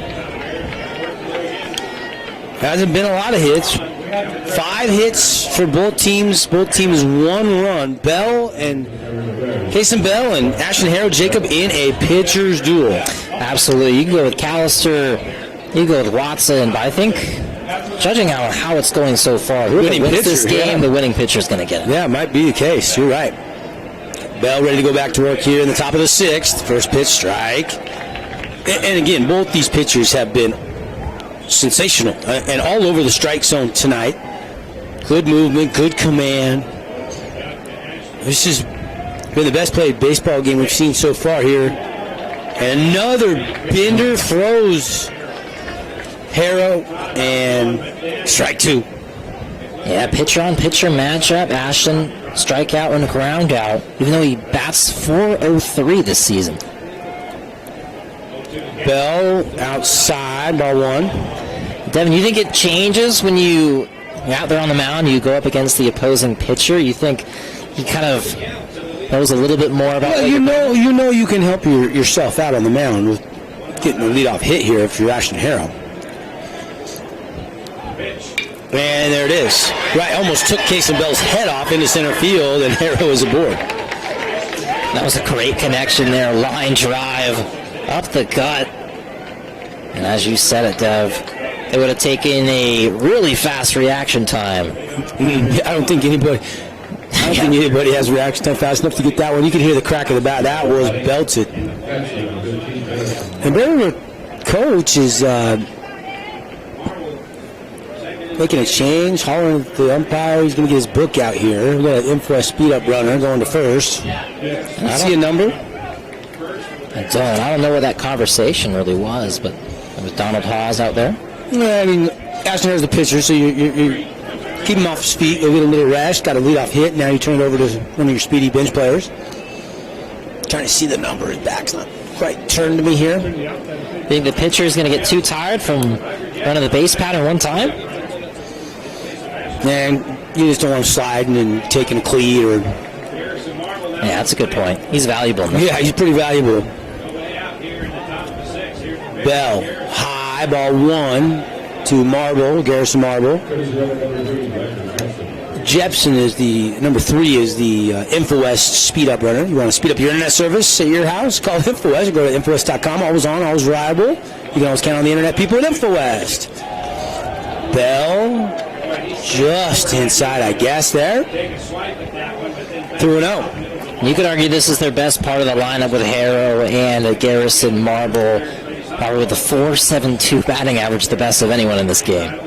Swinging a foul straight back, strike 1. Nice level swing just underneath it. Yeah, Marble, one of those stud seniors. The seniors have really been carrying this Bear River squad all season long in Region 11 play. We're seeing them face off against the best of the best in Region 10. Kason Bell now here in the top of the 6th. 81 pitches. Bears got their 6th hit. Obviously, the 1 run. We're tied 1-1. 7 Ks. Ashton Harrow's giving up 5 hits, 1 run, and he has 5 Ks. Pop up, caught. They're going to try to double up the runner, and almost got him slipping as he was throwing it. Was Erickson behind the dish for the Flyers. Wow, great. See, there's the reaction time, Devin. Ridge there getting up, getting the mask off, making a nice snag. And when batters go to bunt, you never know where it's going to end up. Good heads-up play there from the catcher. Here is Garrett Marble. Lined out center. Got caught on strikes looking. 0 for 2. 1-1 game. Top of the 6th. 1 on, 1 out for the Bears offensively. And that one down low. Garrett taking. And Devin, correct me if I'm wrong, but so far when you look at these last 4 batters in the lineup, not a single one has got on base so far. Marble, fly out on a strikeout. Potter, strikeout and a ground out. Roche, strikeout, pop out. And Marble with a pop out and a strikeout. I think you're right.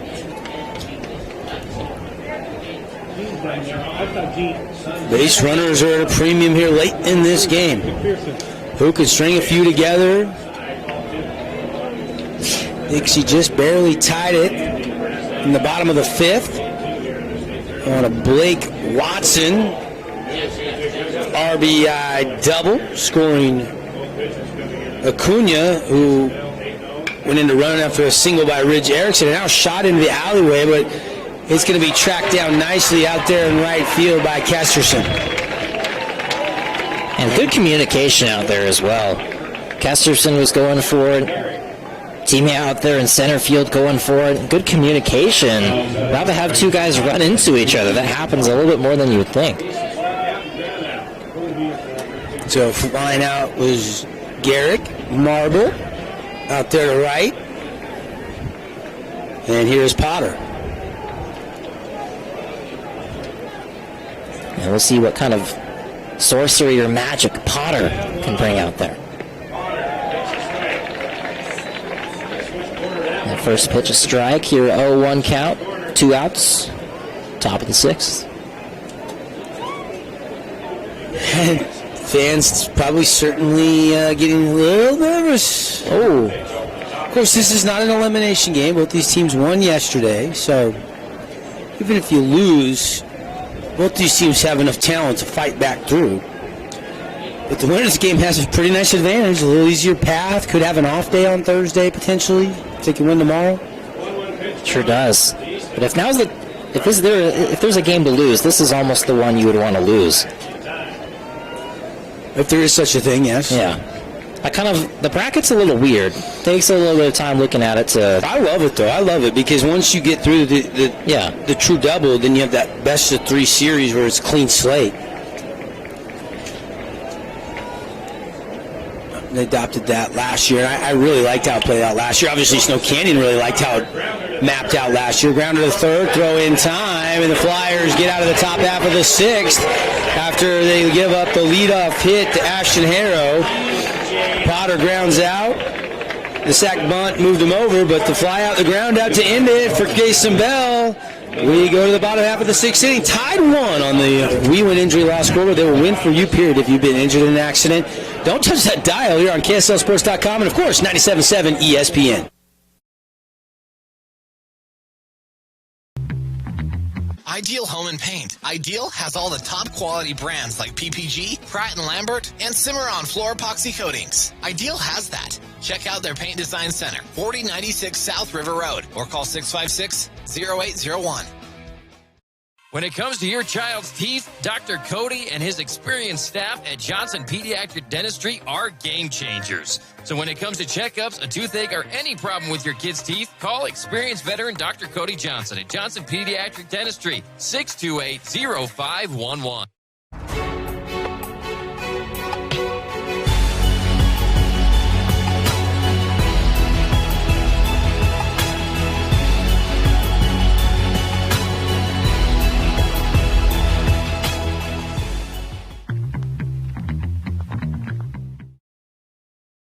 Sports Performance.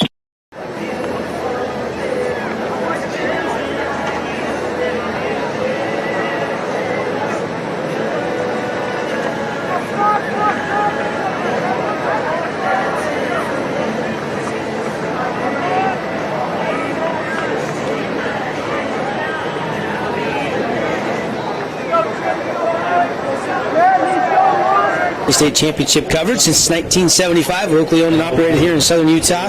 2 locations, Ideal Distributors for all your automotive paint on Tabernacle, and Ideal Home and Paint, and the Home Superstore at 4096 South River Road. You bet, Ideal has that.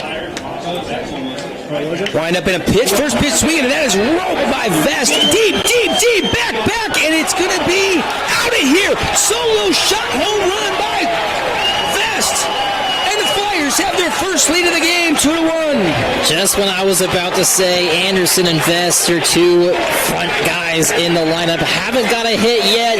One deep into left field and over the fence. Boston Vest, another home run here in the 4A state playoffs. Boston hit a grand slam yesterday, a solo shot here, and that one got out pretty quick. The exit velocity, the crack of the bat, and Vest has his, let's see, he came into tonight with 3 or 4. If they have updated the max prep statistics from yesterday, then that is 4. If they have not, then that is 5. I'm not sure. I think some teams have updated their stats, some haven't.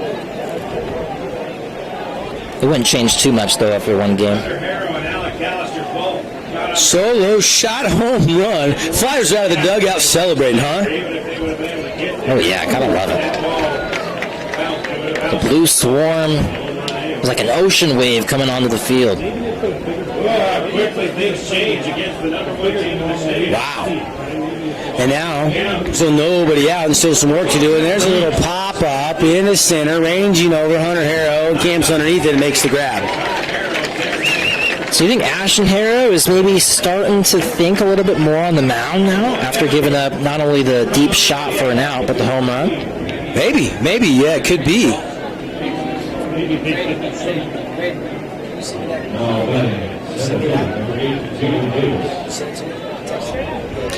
Here is the JD, Jaden Davis, with 1 out and 1 big home run already on the board. 2-1 Flyers have taken their first lead of the night. And there's a shot to short. Smoothly grabs it, throw right on the money, 2 down. Smooth is smooth, that's short. Yeah, he sure is. A little play on words. Smoot has a single in this one, also showing off the glove. Seen a couple go over his head out of reach, but the ones that have been hit towards him, those have been complete putouts. Here's the DH, Logan Levitt. Levitt, the leading hitter by just a few percentage points over Erickson. Only a sophomore. Dixie program doing great now. Their future's just as bright. AJ and Jagan, his 2 older brothers, both good baseball players as well. Jagan's still in his senior season for Coach Fay. There's a hot shot to Smoot. Oh, what a stab. And he throws it in time. What a play by Hunter Smoot. Really 2 great plays in a row. So the shortstops, Vest offensively with the solo shot, and 2 great defensive plays by Hunter Smoot. And we head to the 7th. Flyers have the 2-1 lead on the We Win Injury Loss scoreboard. We'll be right back.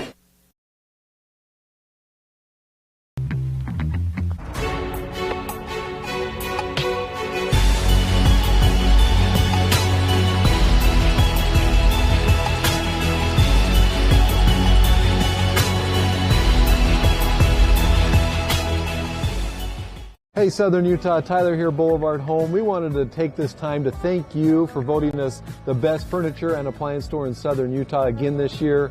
We couldn't do it without you. We appreciate all the support from you as well as the community for the 47 years we've been in business. So thank you from the bottom of our hearts here at Boulevard Home. We love you and we love Southern Utah.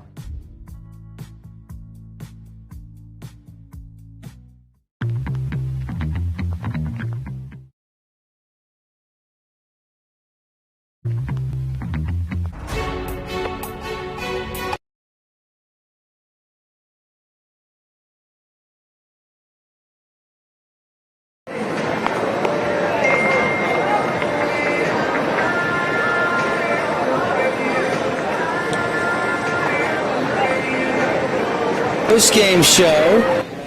We'll hand out our Ernie Sioux Sinclair Station Player of the Game and Play of the Game brought to you by AWP.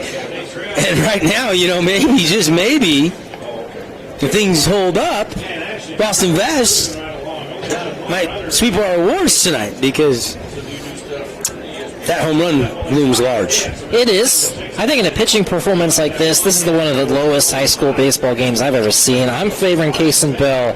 I mean, I mentioned earlier this back half of the lineup has had literally no success in the 9, 8, 7, and 6 spots. None of them have got on base just one time.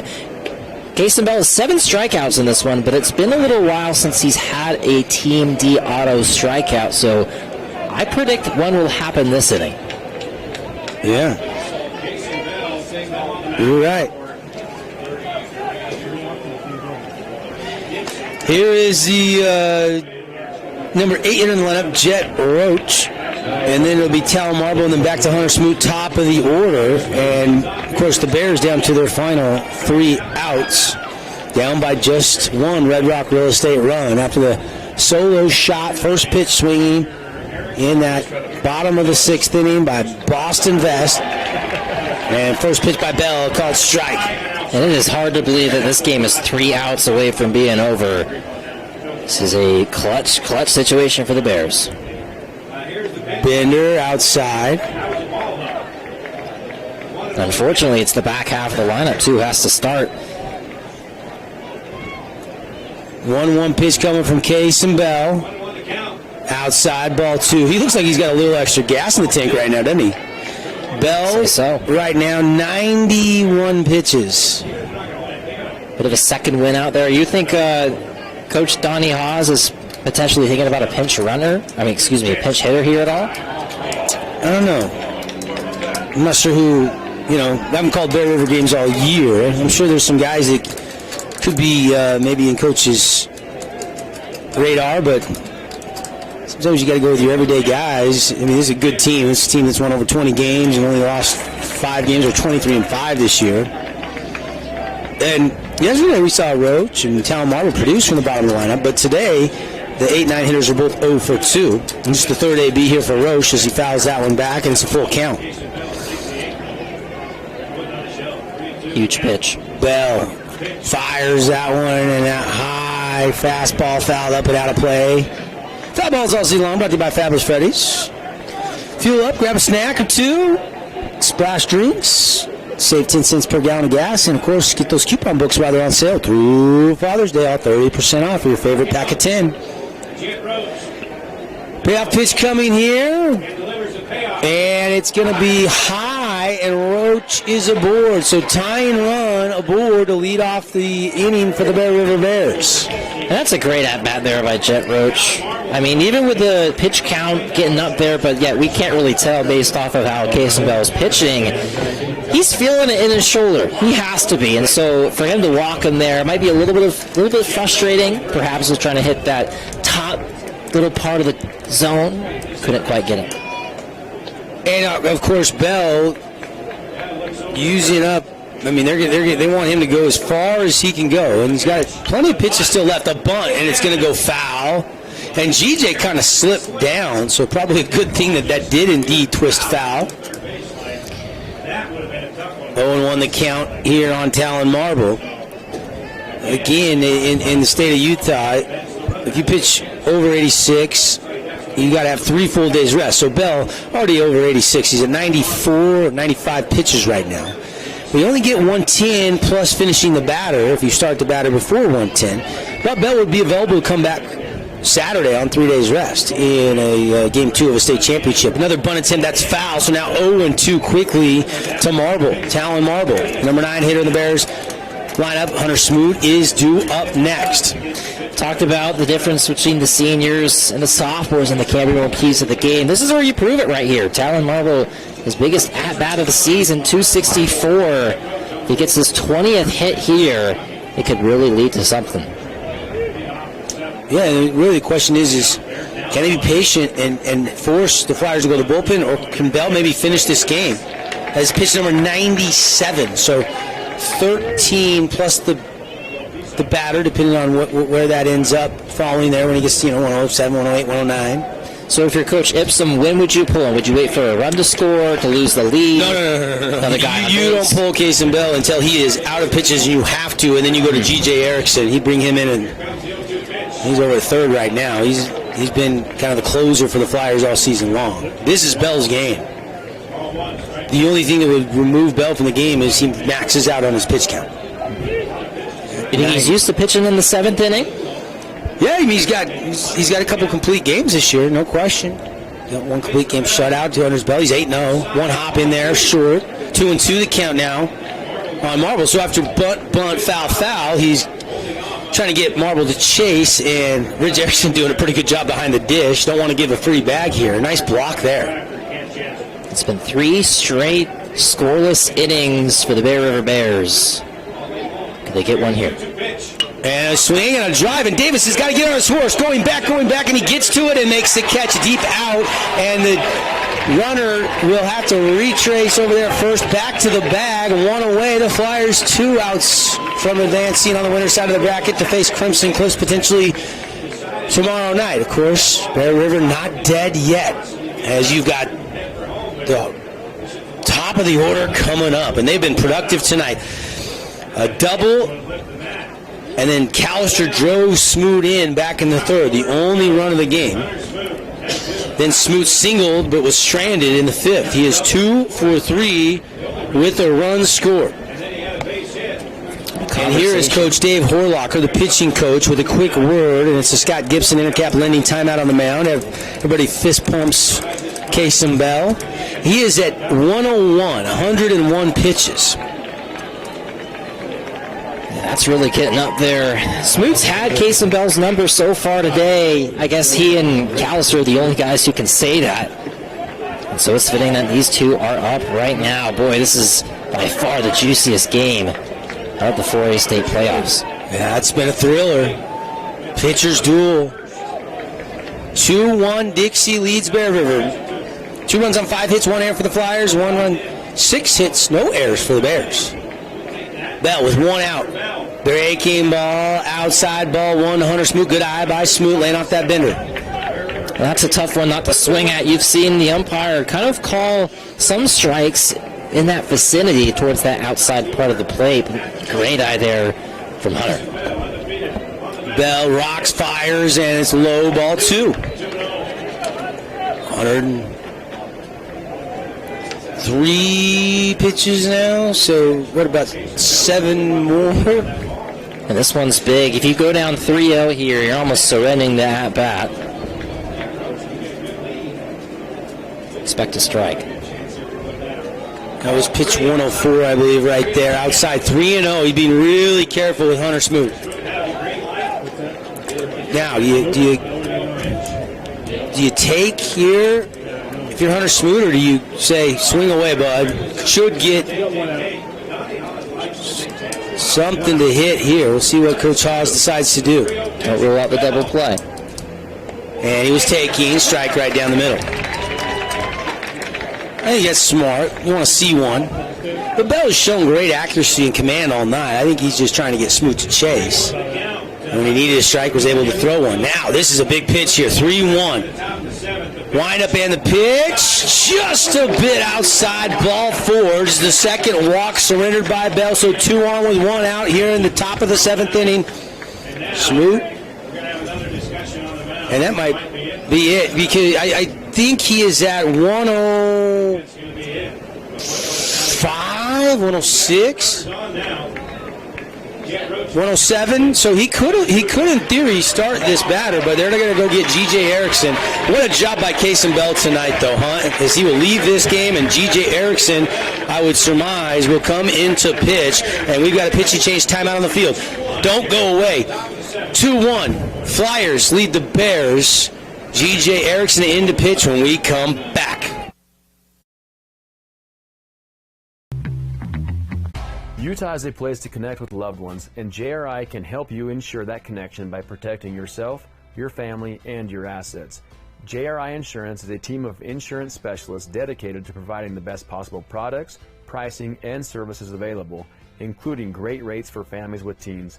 With locations in Payson, Saratoga Springs, West Valley, and Cedar City, JRI is proud to represent Utah's insurance company, Bear River Mutual. Visit us at jriteam.com. Need an appliance or two? AWP's got you. Check out the remodeled expansive showroom, highlighting the cafe series with colors like matte black, matte white, and modern glass. Make your kitchen stand out. Come see the local boys at AWP across the freeway from the Bloomington Walmart.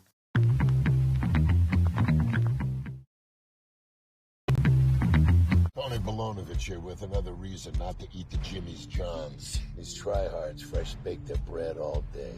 Enough with the fresh baked nonsense. Stevie.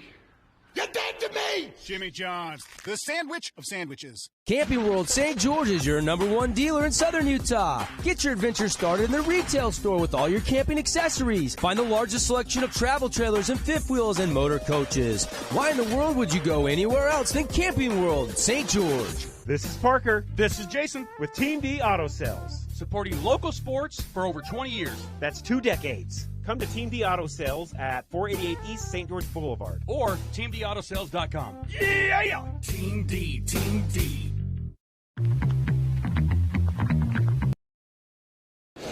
Later in the season, he has really settled in to that closer role and has been a really good asset on the back end for Coach Danny Ibsen and Dave Horlock, the pitching coach. And they got all the confidence in the world in the senior G.J. Erickson.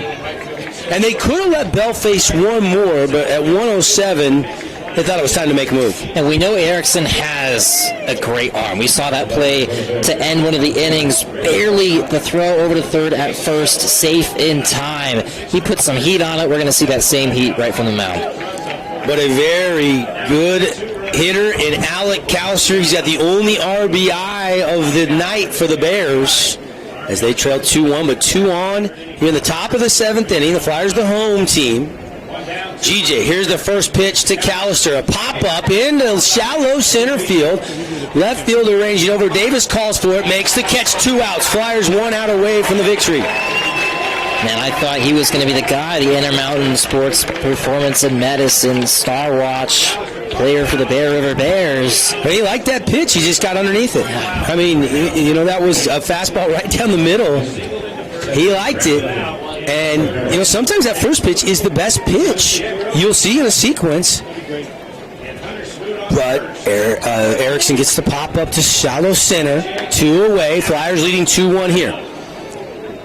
The winner of this game plays Crimson Cliffs tomorrow night, 7 p.m. 1 more out away. GJ rocks, fires fastball tall in the zone. Ball 1. Harrow had a single in the first. GJ has a good curve, but so far, fastball. GJ, fastball again, strike 1, even in the count 1-1. Erickson impressing so far, putting it right where he wants to. Bear River down to their last 2 strikes. Erickson breaking ball. It gets past, and everybody advances 90 feet. So runners on second and third. Tying run is at third. The go-ahead run is at second. Wow. And that was the first breaking ball, and he snapped it off prematurely into the dirt. And Erickson Ridge could not block his brother's breaking ball there. You cannot afford that. There's a lot of room back there. This is not Snow Canyon. There's not just a little bit of room. Bruce Hurst Field has a big backstop. Here's the 2-1 pitch. Back to the fastball. High. 3-1 to Hunter Harrow. Ashton Harrow on deck. I mean, and pick your poison, right? 3-1. Hunter Harrow. Yeah, I was just going to say, you're going to put him on here. You don't want to give Groove one here. And now you make the force at any base. I think that's a good decision by Coach Ibsen. So Harrow, who's a 380 hitter, is aboard. But Ashton Harrow's a 403 hitter, and bases are loaded here. And we've got drama in the 4A State Baseball Championships here in this one. I call that pick your poison, Dev. Not really a good call either way. You got to go with something. We'll see what Ash can do with the 403 average. GJ, fastball, swing and a miss, strike 1. Ashton didn't have a single last inning. Right up the middle. And in this pitcher-on-pitcher matchup, this is the biggest at-bat of the game.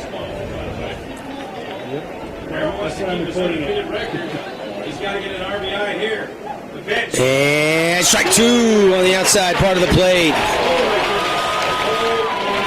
And G.J. Erickson ahead in the count, 0-2. And now it's time to go to work if you're Ashton Harrow here. Oh, man. Red River fans thought that one might have been a bit outside. Umpire said strike two. Here we go. 0-2 pitch coming from G.J. Erickson in relief of Kason Bell. Swinging a shot foul. Just protecting the plate. Had to kind of protect the plate there, didn't he? I think on that pitch, Harrow is not going to want to lose the game off of a strikeout looking. As a batter, you would take anything other than that. Kind of threw the bat out late and just living to fight another pitch off. 0-2 the count. Bases full of Bears. GJ rocks, fires, and a pop-up in the infield. Over there is the first baseman, and it is Flyers winning it. Squeezed into the mid. 2-1 the final score. Dixie advances to 7 o'clock tomorrow night to play the Crimson Cliffs Mustangs. But don't count out these Bears. They will be alive still going into tomorrow. And they will still be a force to be reckoned with. What a ball game tonight, huh, Jacob? That was incredible. A 2-1 game. If you're a defensive fan in the sport of baseball, this was the one for you. Both pitching performances, absolutely incredible on both sides. But when they mattered the most in the middle of this one, the big bats stepped up, and the Dixie Flyers got it done just a block away from where they go to school. We'll take a timeout, come back, and clean it all up in the Johnson Pediatric Dentistry postgame show. Hand out some awards. Again, the final on the We Win Injury Loss scoreboard. Flyers win 2-1 over the Bears. Stay with us.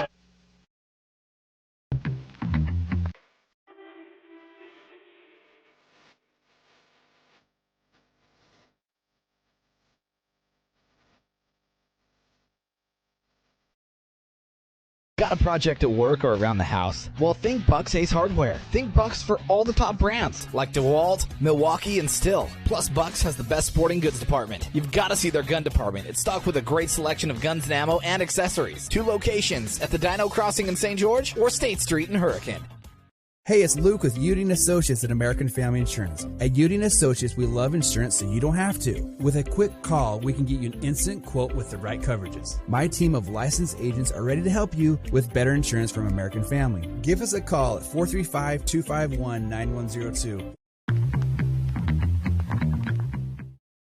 Wilkinson's House of Lighting.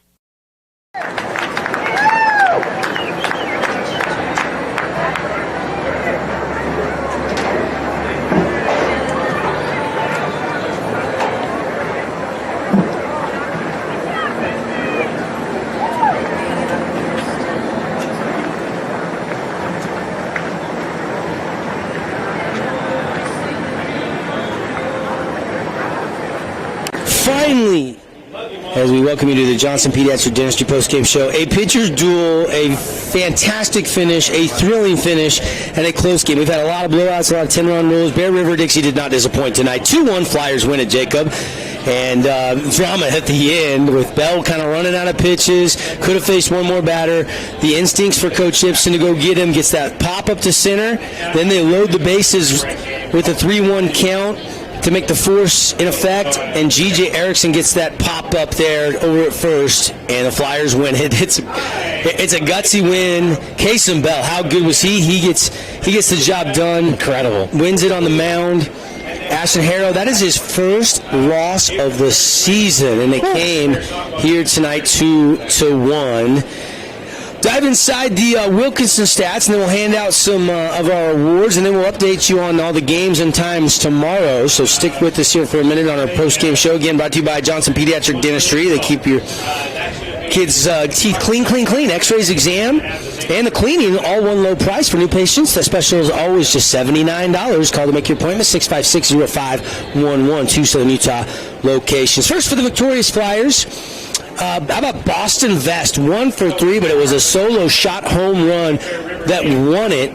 And is that the AWP playmaker play of the game? It is. Or is it GJ getting the 2 pop-ups in the final 2 outs? Because it's debatable. They were both. All that had to happen for the Flyers to win. I'm going to go with a home run here in a low-scoring game. If you hit one over the fence when there's 3 total runs scored in the ball game, I think you got to give it to the guy with the home run. Boston Vest. This is now 2 straight home runs for him in the 4A state playoffs. That deep one to left center was gone from the get-go. Boston Vest is going to be your Playmaker Play of the Game, brought to you by Appliance Wholesalers Plus. I like it. For Boston Vest, congratulations. GJ goes 1 for 3, gets to save the final 2 outs. Jaden Davis 1 for 3 tonight. Ridge Erickson, the only Flyer with a multi-hit game. They only had 6 hits to score 2 runs. Ridge goes 2 for 2 tonight. Blake Watson 1 for 2 with an RBI single. That was a big hit as well to tie the game 1-1 in the 5th. Hunter Smooch tonight goes 2 for 3 with a run scored. Alec Calster goes 1 for 3 with an RBI. And Ashton Harrell goes 1 for 4. Garrison Marble goes 1 for 3 in this one. So those are some of your rookies and stats. But look at the pitching here. Ashton Harrell, 6 innings, 74 pitches, but he gets tagged with the loss, gives up 2 runs, both earned, struck out 5, didn't allow a walk, but the home run was costly off the bat of Vest. It was the first pitch in the 6th, the bottom half, and first pitch of the inning as Vest was leading off, smashed it over the left center field wall. And again, that is your Appliance Wholesalers Plus Playmaker Play of the Game. And for maybe your Ernie's 2 Player of the Game, Case and Bell's numbers for you: 6 1/3, 107 pitches, 63% thrown for strikes, gives up 6 hits, 1 run.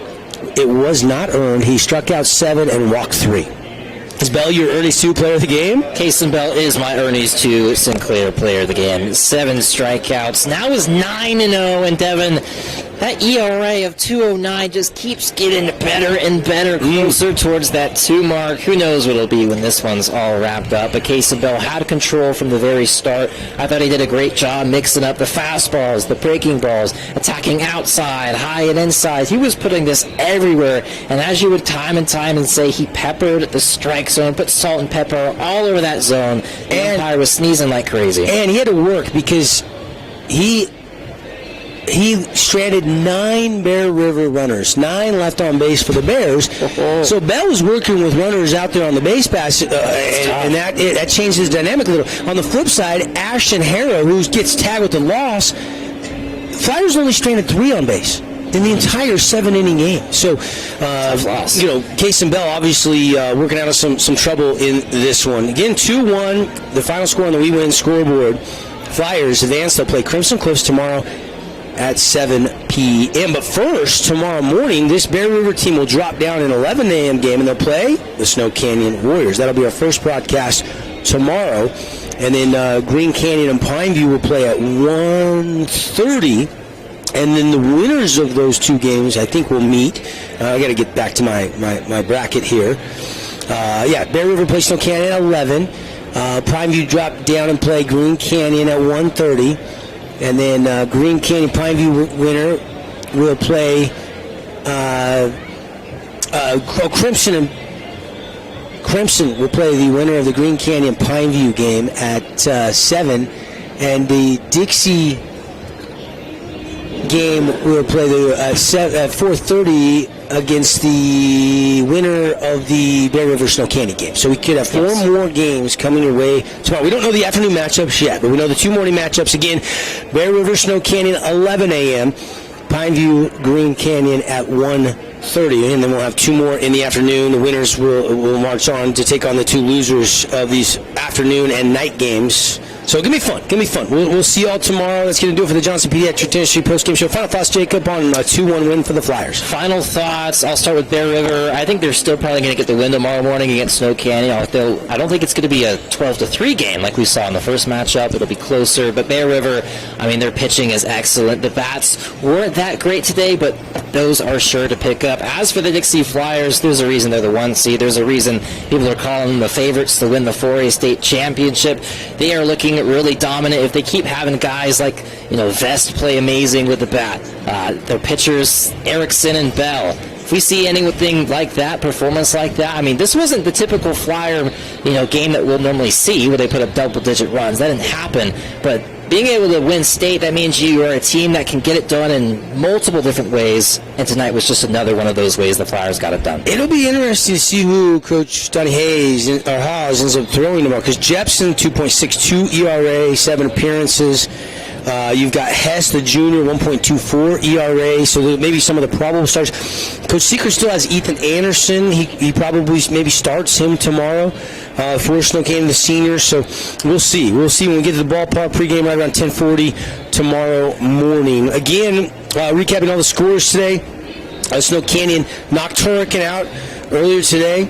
Then it was Green Canyon knocking Desert Hills out. Crimson all over Pineview, knocking them into the one-loss side of the bracket. And then just moments ago, Dixie knocking Bear River down into the one-loss side of the bracket. Going to be fun to see how this continues to play out inside the 4A State Baseball Championship. Thanks to all our great sponsors, and thanks for tuning in to the Johnson Pediatric Dentistry post-game show. Again, your appliance wholesalers plus Playmaker Play the Game, Boston Vest, with the game-winning solo shot home run that happened in the bottom of the 6th.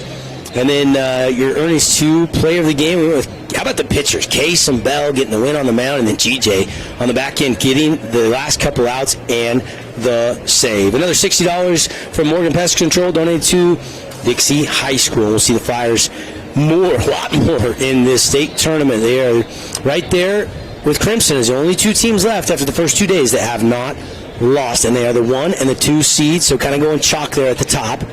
And we'll see what tomorrow brings. For Jacob Zimmer and Devin Dixon, for Ken back in the Finley Subaru Studios, good night from Brewster's Field, where the Flyers win at 2-1 on the We Win scoreboard.